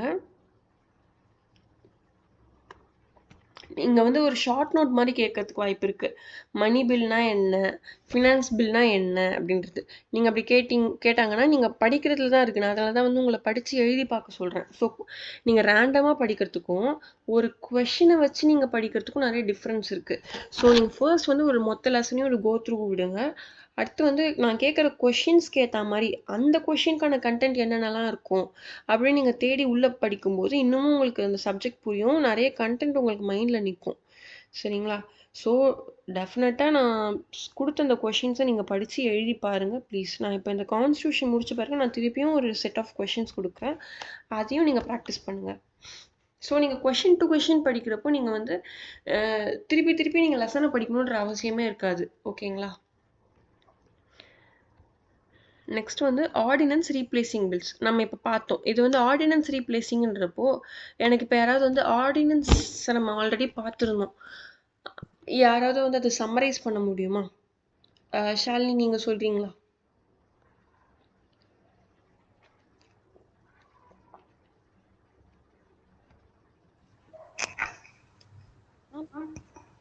ஆர்டினன்ஸ் அப்படின்னா என்னன்னு சொல்கிறீங்களா? மேம் அது வந்து ஒரு டெம்பரரி ஆக்ட், பிரசிடென்ட் இல்லைனா கவர்னர் வந்து யாரோட கன்சென்ட்டும் இல்லாமல் ரிலீஸ் பண்ணுறது மேம். எப்போ வந்து அப்படி கொண்டு வருவாங்க? எப்பயாச்சும் ஒரு எமர்ஜென்சி சுச்சுவேஷனில் யாரையும் கனெக்ட் பண்ண முடியாது, ஸோ அந்த மாதிரி டைமில் வந்து வரும் ஆர்டினன்ஸ். Correct super. அது சொல்லுங்க. அது வந்து கரெக்டாக இருந்துச்சுன்னா அதை ஆக்டாகவும் பாஸ் பண்ணுவாங்க நெக்ஸ்ட் அடுத்த இதுவில். என்ன பேசிஸ்ல பாஸ் பண்ணுவாங்க, லைக் எப்போ வந்து பாஸ் பண்ணுவாங்க?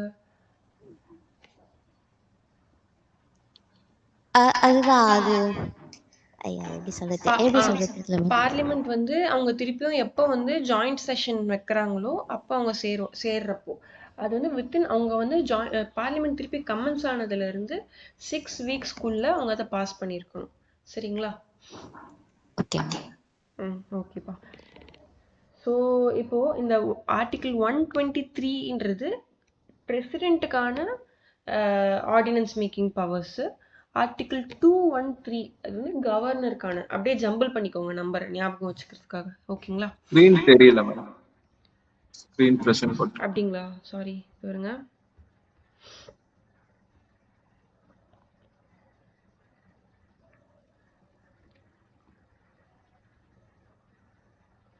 இப்போ தெரியுதுங்களா? Yes, ma'am.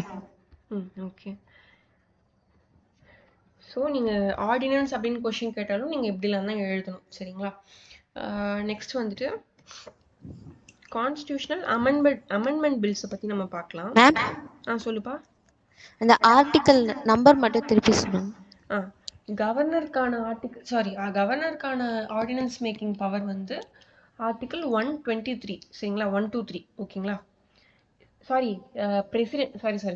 பிரசிடென்ட்டுக்கான ordinance making power வந்து ஆர்டிக்கல் 123, சரிங்களா? Okay. இதே கவர்னர் வரும்போது 213.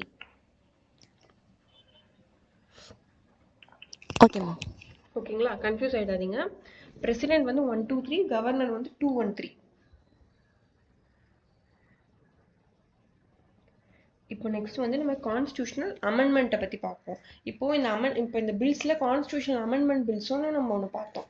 இப்போ இந்த விஷயத்தை நம்ம ஆல்ரெடி ஒரு போன ஐ திங்க் ஒரு 2 கிளாஸஸ்க்கு முன்னாடி நம்ம பார்த்துருக்கோம்னு நினைக்கிறேன். ஆர்டிகிள் 368 வந்து நம்ம இன்டெப்த்தாகவே பார்த்தோம். இப்போது அதே கண்டென்ட் வந்து உங்களுக்கு அதே தான் இந்த இதுலேயும் சொல்லியிருக்காங்க. For the sake of time management நான் இப்போ புக்கில் இருக்கிறத மட்டும் பார்க்குறேன். புக்கில் இருக்கிறத சொல்கிறேன். நீங்கள் அதை பார்த்துட்டு நீங்கள் அந்த ஆர்டிக்கலை வந்து திருப்பி நீங்கள் எடுத்து பாருங்கள், சரிங்களா? நான் உங்களுக்கு ரெக்கார்டட் செஷன்ஸ் நான் உங்களுக்கு இன்றைக்கி எல்லாத்துக்குமே அனுப்பிடுறேன். ஆல்ரெடி நான் அப்லோட் பண்ணி வச்சுருக்கேன், உங்களுக்கு குரூப்பில் அனுப்பலை, நான் அனுப்பிடுறேன், சரிங்களா? நீங்கள் அதில் பார்க்கும்போது ஆர்டிகிள் 368 நம்ம பிரேக் டவுன் பண்ணி நம்ம படிச்சிருப்போம் அதில். ஸோ ஷாலினி, நீங்கள் இப்போ இந்த எல்லா ஆர்டிக்கிளையும் எல்லா சப்செக்ஷன்ஸையும் நீங்கள் இப்படி படிங்க. நான் ஹைலைட் பண்ணியிருக்கேன்ல. Okay ma'am.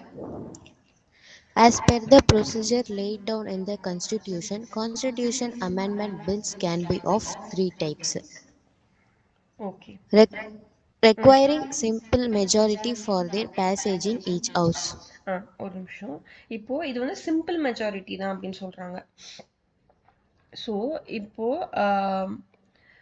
சிம்பிள் மெஜாரிட்டி அப்படின்றப்போ என்னதுப்பா? இப்போ 100 பேர் இருக்காங்கன்னு வச்சுக்கோங்களேன். இப்போ மெஜாரிட்டின்றது எப்போ வரும்? 51 அப்படின்னு வர்றப்ப தான் உங்களுக்கு மெஜாரிட்டி வரும். இப்போ 2 சைடுமே ஈக்குவலாக 50-50 இருந்ததுன்னா உங்களுக்கு வராது. இப்போ யாராவது ஒருத்தர் வந்து அந்த 50க்கு தாண்டி இருக்கணும், 51 ஆர் 50க்கு மேலே அப்படி இருந்ததுன்னா அங்கே உங்களுக்கு மெஜாரிட்டி வரும். இதுக்கு பேர் வந்து simple majority, that is 1/2 majority வரணும் அப்படின்றாங்க. நெக்ஸ்ட் வந்துட்டு அடுத்தது வந்து ஸ்பெஷல் மெஜாரிட்டி. ஷாலினி படிங்கப்பா. B. Requiring special majority for their passage in each house, that is a majority of the total membership of a house and by a majority of not less than 2/3 of the members of that house present and voting. Article 368 and. Okay. So இப்போ இது special majority அப்படின்றது எப்போ வரும்னா அந்த மொத்த ஹவுஸில் present ஆயிருக்காங்கல்ல, that is பீட் லோக்சபா ஆர் ராஜ்யசபா. இப்போ இந்த ப்ரெசென்ட் ஆயிருக்கிறவங்கள 2/3 மெஜாரிட்டி வேணும் அப்படின்றாங்க, சரிங்களா? இப்போ 2/3 மெஜாரிட்டி இருந்ததுன்னா அது வந்து ஸ்பெஷல் ரெசல்யூஷன். இப்போ நமக்கு இப்போ நடந்த பிரைம் மினிஸ்டர் எலெக்ஷன் இருக்கு பார்த்தீங்களா? இப்போ இதுக்கு முன்னாடி நடந்த 2019 நடந்த எலெக்ஷனில் உங்களுக்கு பிஜேபி வந்து இந்த மாதிரி ஒரு ஸ்பெஷல் மெஜாரிட்டிலேயே ஜெயிச்சாங்க. லைக் அவங்களுக்கு வந்து காங்கிரஸோடைய ஓட்டிங்கே தேவையில்லை அப்படின்ற மாதிரி கண்டிஷனில் ஜெயிச்சாங்க, அவ்வளோ மெஜாரிட்டியில் ஜெயிச்சாங்க. ஸோ அவங்களுக்கு வந்து எது எடுத்தாலும் அவங்க எடுக்கிற முடிவு தான் லைக் அவங்களுடைய எம்பிஸே வந்து போதும் அப்படின்ற மாதிரி தான் இருந்தாங்க. ஆனால் இப்போ இந்த ப்ரெசண்ட்டாக நடந்த பிரைம் மினிஸ்டர் எலெக்ஷனில் உங்களுக்கு நல்ல டஃப் கொடுத்தாங்க இல்லையா காங்கிரஸ். ஸோ இப்போ உங்களுக்கு ஈக்குவலாக ஆயிடுச்சு.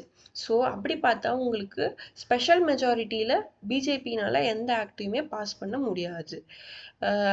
அதனால அவங்களுக்கு அந்த காங்கிரஸுமே வந்து ஈக்குவலி டைப் பண்ணுவாங்க. தட் இஸ் காங்கிரஸ் அப்படின்னு நான் இங்கே ஏன் சொல்கிறேன்னா ஆப்போசிட் பார்ட்டின்றதை குறிக்கிறதுக்காக ஒரு பெட்டர் எக்ஸாம்பிளுக்காக சொல்கிறேன்.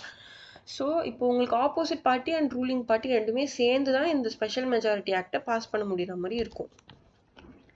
ஓகேங்களா? இதுக்கு அடுத்து C படிங்கப்பா. Requiring special majority for their passage and ratification of legislature of not less than one of the states by resolutions to that effect passed by those legislatures. Proviso to Clause 2 of Article 368. A constitution amendment bill under Article 368 can be introduced in either House of Parliament and has to be passed by each house by special majority. Okay. So இது வந்து பார்த்தீங்கன்னா உங்களுக்கு ஒரு constitutional எப்படி சொல்றது, ஒரு ஒரு state நம்ம இப்போ எப்படி பார்த்தோம், இந்த பார்லிமெண்ட்டோடது யூனியனை பொறுத்த வரைக்கும் ராஜ்யசபா லோக்சபா இருக்க போகிறாங்க. ஸ்டேட்டை பொறுத்த வரைக்கும் ஸ்டேட் லெஜிஸ்லேச்சர்ஸ் இருக்க போகிறாங்க. ஸோ இதில் ஒரு ஒரு லைக் நாட் லெஸ் தேன் எவ்வளோ half 1/2 லைக் சிம்பிள் மெஜாரிட்டியில் உங்களுக்கு ஸ்டேட்ஸ் வந்து அதில் சொல்லியிருக்கணும். அட்லீஸ்ட் 50% ஆஃப் த ஸ்டேட்ஸ் வந்து உங்களுக்கு அதை ரெசல்யூஷன்ஸை பாஸ் பண்ணியிருக்கணும் அப்படின்னு சொல்கிறாங்க. இது வந்து அந்த கான்ஸ்டியூஷனல் அமெண்ட்மெண்ட்டோடைய சப்ஜெக்ட் மேட்டரை பொறுத்து தான் இந்த 3 விதமாக இந்த இதை பிரிப்பாங்க. சரிங்களா, இந்த ரெசல்யூஷன் ப்ராசஸ். ஓகேங்களா, இது வரைக்கும் புரிஞ்சுதுங்களா? நெக்ஸ்ட் ஷாலினி இந்த point படிங்கப்பா. Under provisions of Article 108 of the Constitution, if after a bill passed by one house and transmitted to the other houses is rejected by the other house or ஒரு நிமிஷம். இப்போ இதில் என்ன சொல்ல வராங்கன்னா, இப்போ நம்ம என்ன பேசியிருந்தோம், ஃபர்ஸ்ட் வந்து லோக்சபா, ராஜ்யசபா, நெக்ஸ்ட் பிரசிடென்ட். கரெக்டுங்களா? இப்போது லோக்சபா பாஸ் பண்ண ஆக்ட் வந்து இப்போ சப்போஸ் ராஜ்யசபா வந்து அவங்க வந்து அதை அக்செப்ட் பண்ணலை, இல்லை அந்த மாதிரி டைமில் என்னென்ன பண்ணணும் அப்படின்றத இப்போ நம்ம பார்க்க போகிறோம். ஃபர்ஸ்ட் வந்து if it is rejected by the other house. இப்போது லோக்சபா வந்து பாஸ் பண்ணிய ஒரு பில்லை ராஜ்யசபா வந்து டிக்ளைன் பண்ணிடுச்சு, அங்கே வந்து உங்களுக்கு ஓட்டிங் வரல, மெஜாரிட்டியில் வரல அப்படின்னா தட் இஸ் அது ஒரு க்ரைட்டீரியா. அடுத்த க்ரைட்டீரியா வந்து ஷாலினி படிங்க. The houses have finally disagreed as to the amendments to be made in the bill. Okay, அடுத்து More than 6 months elapsed from the date of its receipt by the other house without the bill being passed by it. Okay. So இந்த article 108ல் 3 criteria சொல்லியிருக்காங்க. என்னன்னா, இப்போ ஒரு act pass பண்ணின பில்லை வந்து ஒரு ஹவுஸ் பாஸ் பண்ண பில்லை வந்து இன்னொரு ஹவுஸ் வந்து அதை டிக்ளைன் பண்ணிட்டாங்க, ரிஜெக்ட் பண்ணிட்டாங்க அப்படின்னா, ஆர் எல்ஸ் இப்போ நான் லோக்சபா பாஸ் பண்ணுற ஒரு பில்லை வந்து ராஜ்யசபா ஒன்று டிக்ளைன் சொல்லிடணும், ரிஜெக்ட்னு சொல்லிடணும். இல்லைனா 6 months ஆகியும் அது வந்து 6 monthsக்கு மேலேயும் அதை கிடப்பிலேயே போட்டு வச்சுருக்காங்க அப்படின்னா, இல்லை ஒருவேளை இந்த இன்பிட்வீன் ப்ராசஸ்லேயே வந்துட்டு 2 ஹவுஸுமே வந்து சேர்ந்து இதோடைய சப்ஜெக்ட் மேட்ரு வந்து தப்பாக இருக்குது அப்படின்னு சொல்லி அவங்களே வந்து அதை வந்து டிஸ்அக்ரி பண்ணிட்டாங்க அப்படின்னா என்ன நடக்கும் அப்படின்றத நம்ம பார்க்கலாம். இந்த பேரா படிங்க Shalini. The President may, unless the bill has elapsed by reason of a dissolution of the Lok Sabha, summon them to meet in a joint sitting for the purpose of deliberating and voting on the bill. If at the joint sitting of the two houses, the bill with such amendments, if any, as are agreed to in joint sitting, is passed by a majority of the total number of members of both houses present and voting, it shall be deemed to have been passed by both houses. However, there is no provision of joint sittings on a money bill or a constitution amending bill. Okay. So இந்த மாதிரி ரீசன்ஸ்னால ஒரு ஆக்டை pass பண்ண முடியாமல் போகுது. But அதில் வந்து president அவருடைய இன்ட்ரெஸ்ட்னால Lok Sabha and ராஜ்யசபாவை joint சிட்டிங்கில் கூப்பிட்டு இன்வைட் பண்ணலாம். லைக் அவங்களுக்கு சம்மன் கொடுக்கலாம். லைக் நீங்கள் செஷன்ஸ் கண்டக்ட் பண்ணுங்கள், இதை பாஸ் பண்ணுங்கள் அப்படின்னு சொல்லி பண்ணலாம், ஓட் பண்ண சொல்லலாம். சரிங்களா? அதுல அதுக்கு என்ன ரெக்வயர்ட் மெஜாரிட்டியோ அந்த சப்ஜெக்ட்டுக்கு அது அவங்க அந்த வோட்டிங் வந்ததும் அதை வந்து ஆக்டா பாஸ் பண்ணிடலான்றாங்க.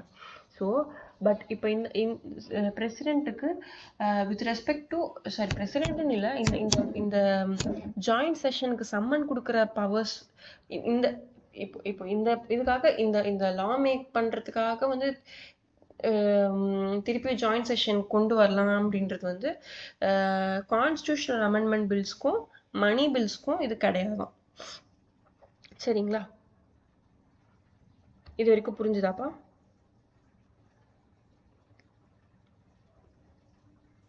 மேம் சொல்லுப்பா.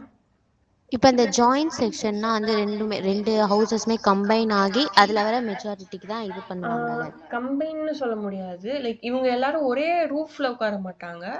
பட் ஜாயிண்ட் செஷன்றப்ப நீங்க சொல்ற மாதிரி தனித்தனியா அவங்களுக்கான லைக் அவங்களுக்கான டெக்கோரம்ல உட்காருவாங்க. சரிங்களா? பட் உங்களுக்கு வந்து ஃபங்க்ஷன் ஆகும். அதுதான் வந்து இவங்க ஜாயிண்ட்னு சொல்றாங்க. உங்களுக்கு மெஜாரிட்டியை கன்சிடர் பண்றதுக்கு அந்தந்த குவாரம்ல இருக்கவங்க, தட் இஸ் இப்போ லோக்சபானா லோக்சபா மெம்பர்ஸ் மட்டும்தான் கன்சிடர் பண்ணி ஜாயிண்ட் இது மெஜாரிட்டி கன்சிடர் பண்ணுவாங்க.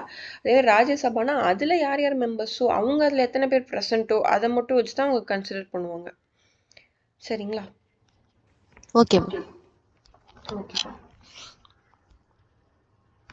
நெக்ஸ்ட் வந்து நம்ம லா மேக்கிங் ப்ராசஸ் பார்க்கலாம். இது வந்து முடிய போகுது இதோட நமக்கு கான்ஸ்டியூஷன். இந்த இதை பார்த்துட்டு நம்ம பிரேக் அடுத்து நம்ம வந்து லெஜிஸ்லேட்டிவ் பவர்ஸை வந்து ஒரு டைம் பார்த்துடலாம். அதோட இன்னைக்கு நம்ம கிளாஸை வைண்ட் அப் பண்ணிக்கலாம். சரிங்களா? நம்ம கொஞ்ச நேரத்தில் நான் முடிச்சிடுறேன். ஓகேங்களா? ஃபர்ஸ்ட் லா மேக்கிங் ப்ரொசீஜரை பார்க்கலாம். இப்போ நான் இவ்வளோ நேரம் சொன்னேன் பார்த்தீங்களா? இப்போ உங்களுடைய அண்டர்ஸ்டாண்டிங்கில் ஒரு லாவை எப்படி மேக் பண்ணுவாங்க அப்படின்னு ஒரு ஐடியா நீங்கள் சொல்லுங்கள்.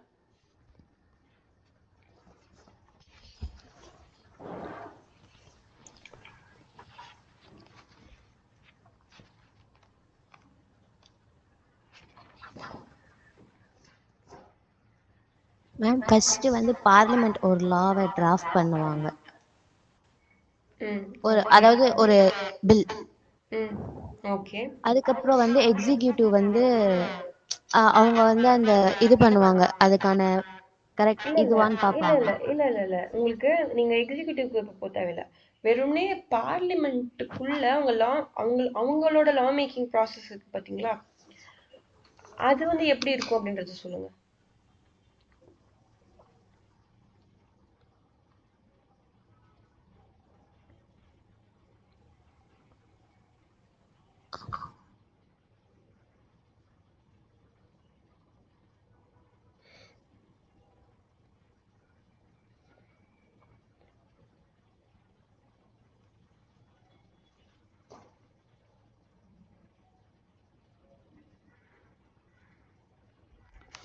இப்போ நம்ம இப்போ பார்த்தோம் பார்த்தீங்களா, லோக்சபா, ராஜ்யசபா, பிரசிடென்ட், இந்த ஹையரார்கி தான்.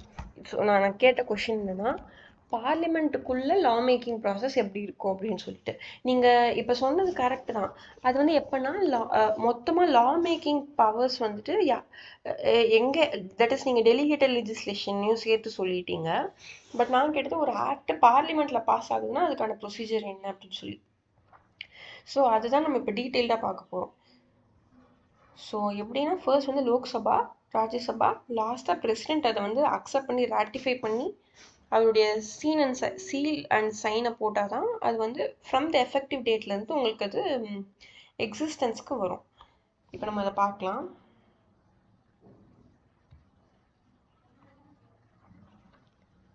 ஃபர்ஸ்ட் வந்து ஃபர்ஸ்ட் ரீடிங். ஸோ இது வந்து உங்களுக்கு லோக்சபாவில் இது இப்போ இங்கே வந்து பார்லிமெண்ட் அப்படின்னு சொல்கிறதுனால வெறும்னே இவங்களுக்கு மட்டும்தான், யூனியனுக்கு மட்டும்தான் இல்லை, உங்களுக்கு ஸ்டேட்டுக்கும் சேம் தான் அப்ளிகபிள். ஃபர்ஸ்ட் ப்ரொசீஜர் வந்து ஃபர்ஸ்ட் ரீடிங் அப்படின்றாங்க. என்னன்னா அந்த லோக்சபாவில் ரூலிங் பார்ட்டி இருக்காங்க பார்த்தீங்களா, அதுலேருந்து அந்த கன்சர்ன் அது என்ன சப்ஜெக்ட் மேட்டரோ அந்த கன்சர்ன் மினிஸ்டர், ஒரு நிமிஷம்ங்க.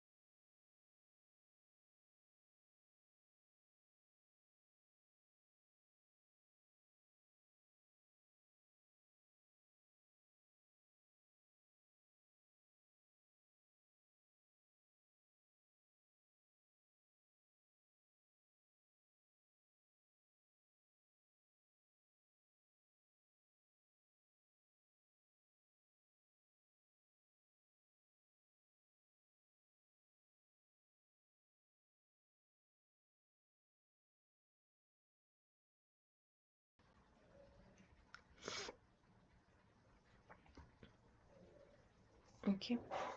ஸோ நம்ம ஃபர்ஸ்ட் ரீடிங் ப்ரொசீஜர்.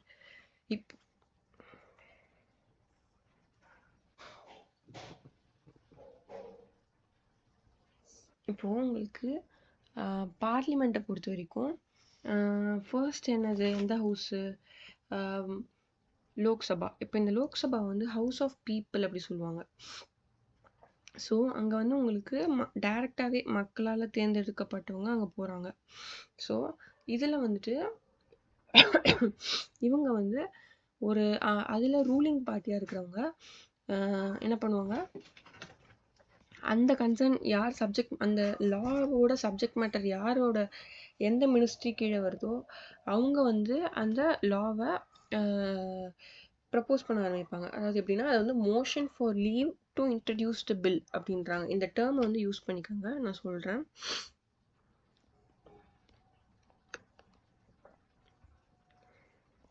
இந்த டேர்மை வந்து நீங்கள் யூஸ் பண்ணி நீங்கள் எழுதுங்க, ஓகேங்களா? அந்த பர்டிகுலர் எம்பி வந்து என்ன பண்ணுவார், ஸ்பீக்கர் கிட்ட சொல்லி அவங்க அந்த பில்லை ப்ரப்போஸ் பண்ணுவார். ஸோ ஒன்ஸ் அதுக்கு ஸ்பீக்கர் அலோவ் பண்ண பிறகு அவர் அதை பற்றி பேச ஆரம்பிப்பார்.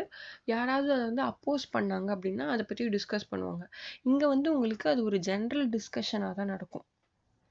மொத்தமாக அதோடைய பர்பஸ்ஸு, அதோடைய சப்ஜெக்ட்ஸ் யார், என்ன, இது ஏன் இது வருது, இந்த பில்லு, இதை பற்றி தான், என்ன நெசசிட்டி, இதை பற்றி தான் அதில் டிஸ்கஸ் பண்ணியிருப்பாங்க. சரிங்களா? நெக்ஸ்ட் வந்துட்டு பப்ளிகேஷன் இன் கெசட். ஸோ பப்ளிகேஷன் அப்படின்றப்போ இப்போ உங்களுக்கு ஃபர்ஸ்ட் வந்து உங்களுக்கு இதில் வந்துடுது. ஃபர்ஸ்ட் ரீடிங் முடிஞ்சதுக்கப்புறம் அதை கெசட்டில் பப்ளிஷ் பண்ணுவாங்க. ஸோ இந்த கெசட்டில் பப்ளிஷ் பண்ணுறதுன்றது உங்களுக்கு ஃபைனல் ஸ்டெப்லாம் கிடையாது. ஃபர்ஸ்ட் ரீடிங் வந்து முடிஞ்சிருச்சு, தட் இஸ் ஒரு அக்னாலஜ்மெண்ட் நடந்துருச்சு அப்படின்றத சொல்கிறதுக்காக தான் இந்த பப்ளிகேஷன் இன் கெசட். அடுத்து வந்து கெசட் அப்படின்றது வந்து கவர்மெண்ட் ரெக்கார்ட்ஸில் வருது அப்படின்வாங்க. சரிங்களா? அடுத்து வந்து reference of bill to standing committee. ஒரு நிமிஷம்.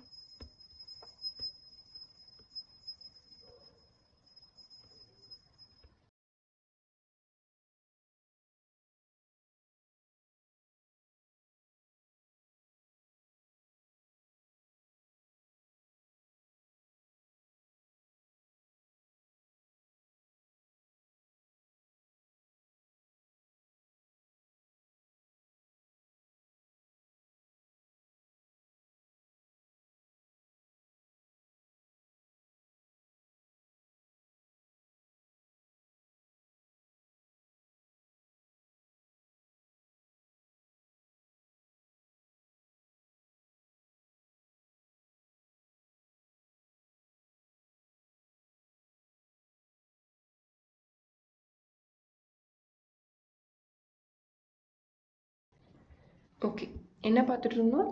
Reference of bill to standing committee. So இப்போ பார்த்தீங்கன்னா உங்களுக்கு ஃபர்ஸ்ட் வந்து கெசட்டில் பப்ளிஷ் பண்ணிடுறாங்களா. நெக்ஸ்ட் வந்து தேவைப்பட்டுச்சு அப்படின்னா இதை வந்து ஸ்டாண்டிங் கமிட்டிக்கு இன்ட்ரடியூஸ் பண்ணுவாங்க. தட் இஸ் அந்த கமிட்டியோட இப்போ இதெல்லாம் வந்து பார்லிமெண்ட்டோடைய உள்ளே இருக்கிற ஃபங்க்ஷனரிஸ். ஸோ இந்த ஸ்டாண்டிங் கமிட்டி இவங்க தான் வந்து ஒரு எப்படி சொல்ல, இவங்களோட வேலை எப்படி இருக்கும்னா லைக் ரிசர்ச் கண்டக்ட் பண்ணுறது. நீங்கள் அந்த பில் இருக்குது பார்த்தீங்களா, ஷாலினி சொன்னாங்களே டிராஃப்ட் பண்ணுவாங்கன்னு சொல்லி. ஸோ அந்த டிராஃப்ட் பண்ணுற வேலையை வந்து இவங்க தான் பார்த்துப்பாங்க, ஸ்டாண்டிங் கமிட்டி. ஸோ இந்த மாதிரி எல்லா ஒர்க்கு அவங்க தான் பார்த்துப்பாங்க. ஸோ அந்த ஸ்டாண்டிங் கமிட்டிக்கு தேவைப்பட்டுச்சு அப்படின்னா இவங்க வந்து எப்படி சொல்ல, ஒரு அட்வைசரி போர்டு மாதிரி இந்த ஸ்டாண்டிங் கமிட்டி அப்படின்றவங்க இவங்களுக்கு ரெஃபர் பண்ணுவாங்க. அவங்க வந்து ஒரு ரிப்போர்ட் வந்து இவங்க கேட்குற கொஷின்ஸ் அண்ட் என்ன பர்பஸ்க்காக அவங்க அட்வைஸ் கேட்குறாங்களோ அதை வந்து அவங்க ஒரு ரிப்போர்ட்டாக ஜென்ரேட் பண்ணி பார்லிமெண்ட் கிட்டே கொடுப்பாங்க. பட் அந்த ரிப்போர்ட் வந்து ஒரு பர்சுவேசிவ் எஃபெக்ட் தான். பர்சுவேசிவ் எஃபெக்ட்னா என்னப்பா, நம்ம நிறைய டைம் பார்த்துருக்கோம் முன்னாடி.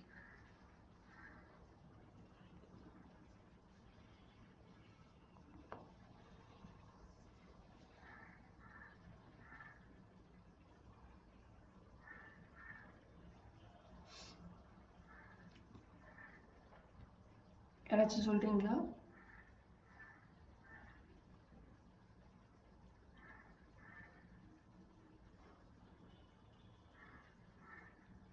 பர்சுவேசிவ் அப்படின்றப்போ அது வந்து கம்பல்சரி பைண்டிங் கிடையாது. அதை வந்து எடுத்துக்கலாம், எடுத்துக்காமலையும் போகலாம். சரிங்களா? இப்போ நம்ம ப்ரெசிடென்ஸ்லாம் படித்தோம், அதில் பர்சுவேசிவ் ப்ரெசிடென்ஸ்னு ஒன்று இருக்குது. ஸோ நான் உங்கள்கிட்ட அதை நான் கொடுக்குறேன். இப்போ ஒரு ஹைகோர்ட் டு இன்னொரு ஹைகோர்ட் பர்சுவேசிவ் வேல்யூ தான் நான் கொடுக்குறேன். அதை நான் வந்து ஃபாலோ பண்ணலாம், பண்ணாமலேயும் போகலாம், ரிஜெக்டும் பண்ணிக்கலாம்.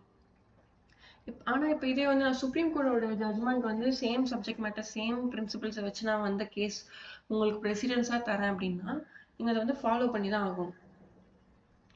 ஏன்னா அது வந்து பைண்டிங் எஃபெக்ட் இருக்கு வித் ரெஸ்பெக்ட் டு ஆர்டிகல் 141. சரிங்களா? ஸோ இதுதான் வந்து ஸ்டாண்டிங் கமிட்டிக்கானது. நெக்ஸ்ட் வந்துட்டு second reading. So first reading என்ன பண்ணுவாங்க, அப்பதான் முதல்ல இந்த மாதிரி ஒரு பில் இருக்குன்னு சொல்லி ப்ரப்போஸ் பண்ணுவாங்க. அங்கே வந்து ஜென்ரல் டிஸ்கஷன்ஸ் நடக்கும். செகண்ட் பில்ல வந்து என்ன நடக்கும்னா உங்களுக்கு ஒரு எப்படி சொல்ல கிளாஸ் பை கிளாஸ் உங்களுக்கு வந்து டிஸ்கஸ் பண்ணுவாங்க. உள்ள இருக்கிற அந்த ஜென்ரலா இல்லாம ப்ரொவிஷனை படிச்சு டிஸ்கஸ் பண்ணுவாங்க. So both ruling and opposing party சேர்ந்து இது வந்து கரெக்டா, இது வந்து ஏதாவது பிரச்சனை இருக்கா, இது ஏன் கொண்டு வந்தீங்க அப்படின்ற அந்த கொஷின்ஸை வந்து அப்போசிங் பார்ட்டி கேட்கலாம். அண்ட் அவங்க வந்து அதுக்கு சப்போர்ட் பண்ணாம அதை வந்து அவங்க அப்போஸும் பண்ணலாம். ஸோ இது வந்து இப்படிதான் வந்து ஒரு லா வந்து கொண்டு வருவாங்க. நெக்ஸ்ட் வந்து தேர்ட் ரீடிங். தேர்ட் ரீடிங்ல என்ன பண்ணுவாங்கன்னா ஸோ இப்போ வந்து சொல்லுப்பா. மேம் ஃபர்ஸ்ட் பில்ல டிராஃப்ட் பண்ணுவாங்க. எனக்கு ஒழுங்கா கேட்க மாட்டேங்குது ஜிபிகா. எனக்கு உங்க வாய்ஸ் பிரேக் ஆகுது ஜிபிகா.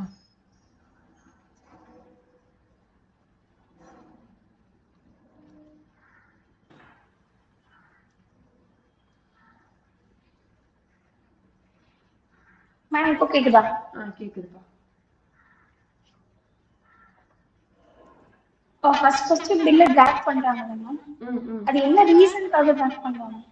இப்போ உங்களுக்கு ஒரு ஆக்ட் ஒன்று வருது அப்படின்னா எப்போ வரும், என்ன பர்பஸ்க்கு ஆக்ட் வருது, ஒரு நம்மளோட இண்டிவிஜுவல்ஸை வந்து கவர்ன் பண்றதுக்கான ஒரு set of rules, sovereign powers வந்து கொடுக்குற ஒரு ரூல்ஸ் தானே இது.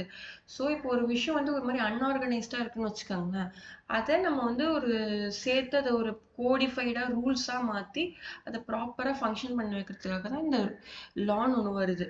ஸோ இப்போ சில விஷயம் வந்து இப்போ ஆல்ரெடி இருக்கிற எக்ஸிஸ்டிங் லாஸ்ல நமக்கு அமெண்ட்மெண்ட்டும் தேவைப்படலாம், இல்லை சில சப்ஜெக்ட் மேட்டர்ல நமக்கு புதுசா லாஸும் தேவைப்படலாம். சரிங்களா? இது என்ன எங்கெங்க தேவைப்படுது எப்படி அப்படின்னு சொல்லிட்டு இப்போ சம்டைம்ஸ் அதை வந்து ஜுடிஷியரியை ரெக்கமெண்ட் பண்ணணும். அப்படி இல்லைனாக்கா வந்து ஒரு ஜென்ரல் பேலன்ஸ்ல அது ஒரு ரிசர்ச் மூலமா இல்லை சோஷியல் நீட்ஸுக்கு ஏற்ற மாதிரி ரிசர்ச் பண்ணி கொண்டு இந்த ஸ்டாண்டிங் கமிட்டி வந்து இவங்க தான் வந்து இந்த வேலையெல்லாம் பார்த்துப்பாங்க. ரிசர்ச் பண்ணி அதுக்கான நம்ம பார்லிமெண்ட் கமிட்டிஸ்ன்னு நம்ம நெக்ஸ்ட் பார்ப்போம், டாபிக் இருக்கு, அதுலயும் நம்ம அதை தான் பார்க்க போறோம். அது வந்து உங்களுக்கு அந்த அந்த டிராஃப்ட் அந்த வேர்ட்ஸ் இருக்கு பத்தியா, கோடிஃபை பண்ணி பண்றாங்க பாத்தீங்களா, இது வந்து அந்த அவங்க தான் பண்ணுவாங்க. அது உள்ள வந்து நிறைய அட்வொகேட்ஸ் இருப்பாங்க, நிறைய பார்லிமெண்டேரியன்ஸ் வந்து இருப்பாங்க அதுல கமிட்டிக்குள்ள. இவங்கெல்லாம் சேர்ந்து அந்த பில்லை வந்து டிராஃப்டா கொண்டு வராங்க. அதை சப்போர்ட் பண்றது இட்ஸ் ரூலிங் பார்ட்டி அண்ட் அதை வந்து சப்போர்ட் பண்ணலாம் பண்ணாமலேயும் போகலாம், அதோட சப்ஜெக்ட் மேட்டரை பொறுத்து. அப்படி அவங்க வந்து அப்போசிங் பார்ட்டி. சரிங்களா?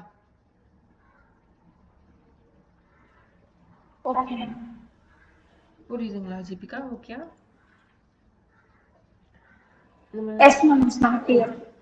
நெக்ஸ்ட் வந்து நம்ம third reading. So first reading என்ன பண்ணுவாங்க, சும்மா ஜென்ரலா பேசுவாங்க. லைக் அந்த என்ன சரி நான் பில் இப்போ கொண்டு வரேன் அப்படியா, சரி என்ன பில்லு, என்ன சப்ஜெக்ட் மேட்டர்ல இருக்கு, இதுக்கு வந்து உங்களுக்கு பவர்ஸ் இருக்கா, ஆல்சோ இது வந்து ஏன் இப்போ நீங்க கொண்டு வரீங்க, இதோட சப்ஜெக்ட்ஸ் யாரு, இது மூலமா வரப்போற அட்வர்ஸ் எஃபெக்ட்ஸ் என்னென்னது, இது எப்படி இருக்கு, லைக் இது ஃபங்க்ஷன் ஆச்சுன்னா எப்படிலாம் இதனால நல்லது நடக்க போகுது, இந்த மாதிரி ஒரு ஜென்ரலான விஷயத்த மட்டும் தான் பேசுவாங்க. செகண்ட் ரீடிங் அப்போ ஸோ அதுல உங்களுக்கு வந்து அது கம்ப்ளை ஆச்சு, எல்லாமே வந்து உங்களுக்கு சாட்டிஸ்ஃபை ஆச்சுன்னா மட்டும்தான் உங்களுக்கு கெசட்ல பப்ளிஷ் பண்ணுவாங்க. சரிங்களா? அண்ட் அதில் ஒருவேளை ஏதாவது உங்களுக்கு ஒரு கிளாரிஃபிகேஷன் தேவைப்படுதுன்னா ஸ்டாண்டிங் கமிட்டி கிட்ட அனுப்பி ஒரு அட்வைஸ் கேட்பாங்க. இந்த ஸ்டாண்டிங் கமிட்டி வந்து ஒரு ரிப்போர்ட்டை ஜென்ரேட் பண்ணி பார்லிமெண்ட்டுக்கு கொடுப்பாங்க. ஸோ அதுக்கப்புறம் வந்து செகண்ட் ரீடிங். இதெல்லாம் வந்து உங்களுக்கு கம்ப்ளீட் ஆச்சுன்னா செகண்ட் ரீடிங் வரும். செகண்ட் ரீடிங்கில் நீங்கள் இன்டூ த ப்ரொவிஷன்ஸ் நீங்கள் போயிட்டு ஆராய்வீங்க. லைக் ஒவ்வொரு ப்ரொவிஷனாக நீங்கள் வந்து செக் பண்ணுவீங்க. இது கரெக்டாக, வித் சப்ஜெக்ட் டு கான்ஸ்டியூஷனா, வித் சப்ஜெக்ட் டு சோஷியல் ரெக்குவயர்மெண்ட்ஸா. இது மூலமாக வந்து இப்போ சம்டைம்ஸ் அது கான்ஸ்டியூஷனலாகவே கூட இருக்கட்டும், பட் ஃபியூச்சரில் இதில் ஏதாவது பிரச்சனை வரலாம்.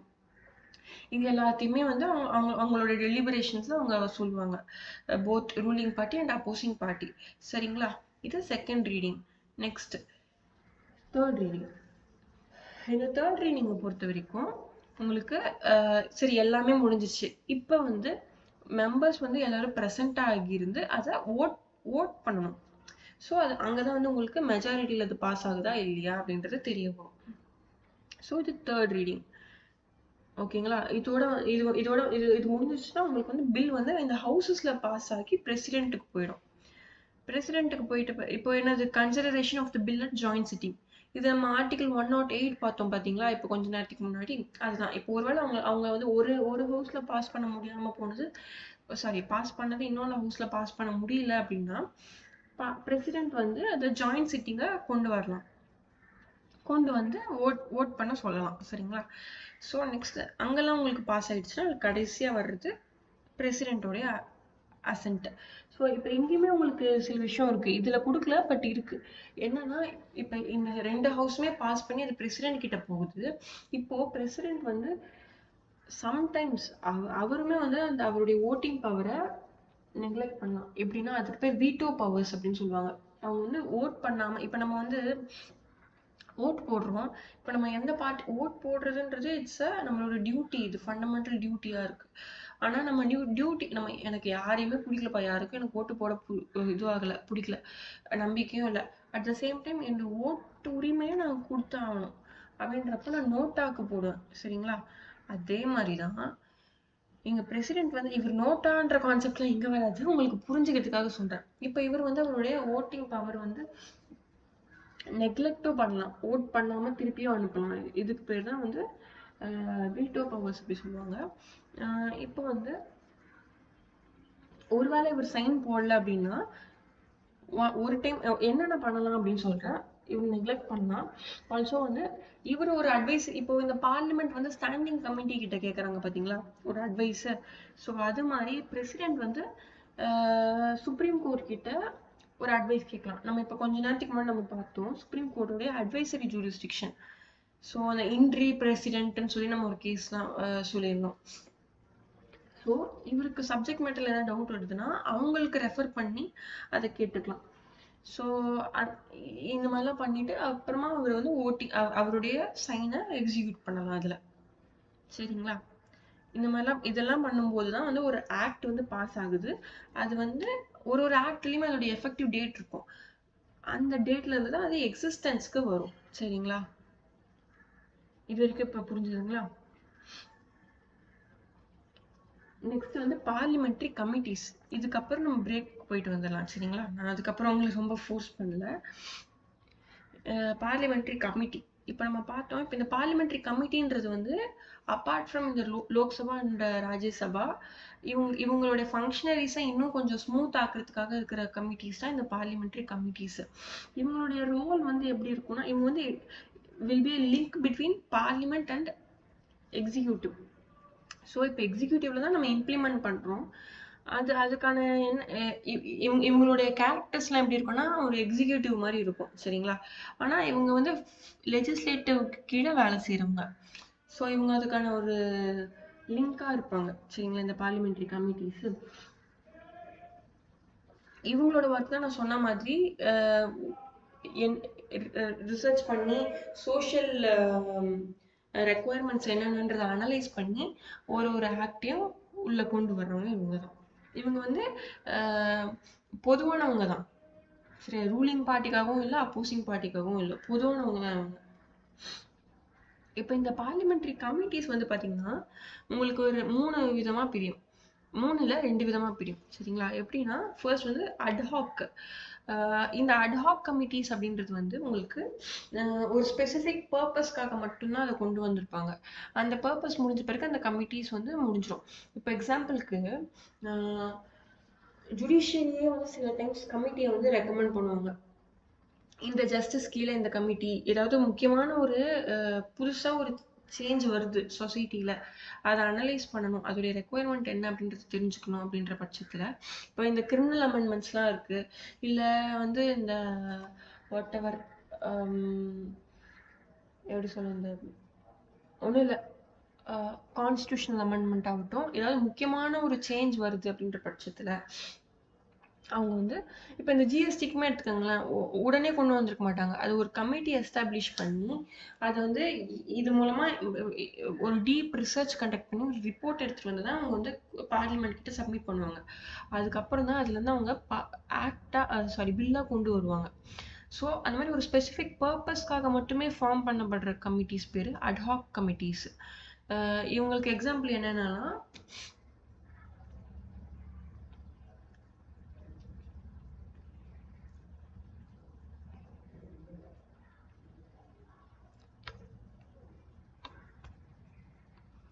in the Railway Convention Committee, committees on the draft 5 years plans and Hindi equivalent committee. இப்போ இவங்கெல்லாம் என்னது ஏதோ ஒரு பர்பஸ்க்காக தான் அப்பாயிண்ட் பண்ணப்பட்டிருக்காங்க. சரிங்களா?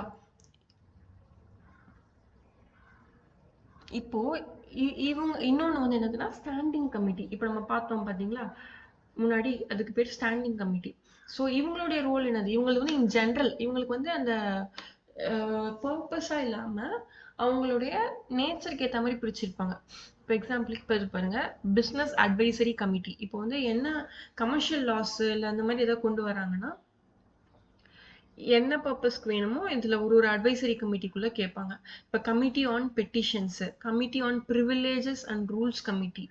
ஸோ இந்த அந்த பர்டிகுலர் பில் வந்து என்ன சப்ஜெக்ட் மேட்டரோ அதுக்கேற்ற இந்த ஸ்டாண்டிங் கமிட்டிக்குள்ள அவங்க ரெஃபர் பண்ணுவாங்க. சரிங்களா? நெக்ஸ்ட் இது இல்லாம அதர் கமிட்டிஸ். அதர் கமிட்டிஸ்னா என்னது,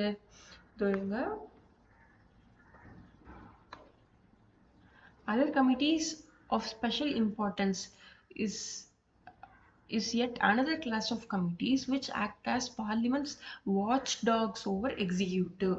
These are the committees on subordinate legislation, the Committee on Government Assurances, Committee on Estimates, Committee on Public Accounts, and the Committee on Public Undertakings and departmentally related standing committees. இப்போ இவங்களுக்கு எக்ஸாம்பிளுக்கு இவங்க executive authorities இருக்காங்க பார்த்தீங்களா, அவங்க with respect to டெம் அவங்க அதுக்காக establish செய்யப்பட்டது தான் இந்த அதர் கமிட்டிஸ். ஓகேங்களா? அந்த பர்பஸ் இப்போ எக்ஸாம்பிளுக்கு இப்போ இந்த ப்ராவிடென்ட் ஃபண்ட் மேட்டர்ஸ் ஆர்எல்ஸ் இந்த வாட் எவர் சோஷியல் வெல்ஃபேர் ஆகட்டும், இந்த மாதிரி விஷயங்களுக்குள்ளலாம் வந்து பப்ளிக் செக்டர் அண்டர்டேக்கிங்ஸ், இப்போ இந்த எல்ஐசி இருக்கு, நெய்வேலி லிக்னைட் கார்பரேஷனு, இந்த மாதிரி இவங்க இந்த மாதிரி பர்பஸ்க்காக இவங்களை ஒரு கண்காணிக்கிறதுக்காக ஒரு பார்லிமெண்ட்ரி பர்பஸ்ல வேலை செய்ய போறது இந்த மாதிரி கமிட்டிஸ். இது வந்து அவங்க ஜென்ரலா அதர் கமிட்டிஸ் அப்படின்னு சொல்றாங்க. ஸோ இந்த பார்லிமெண்ட்ரி கமிட்டிஸே உங்களுக்கு 3 விதம்.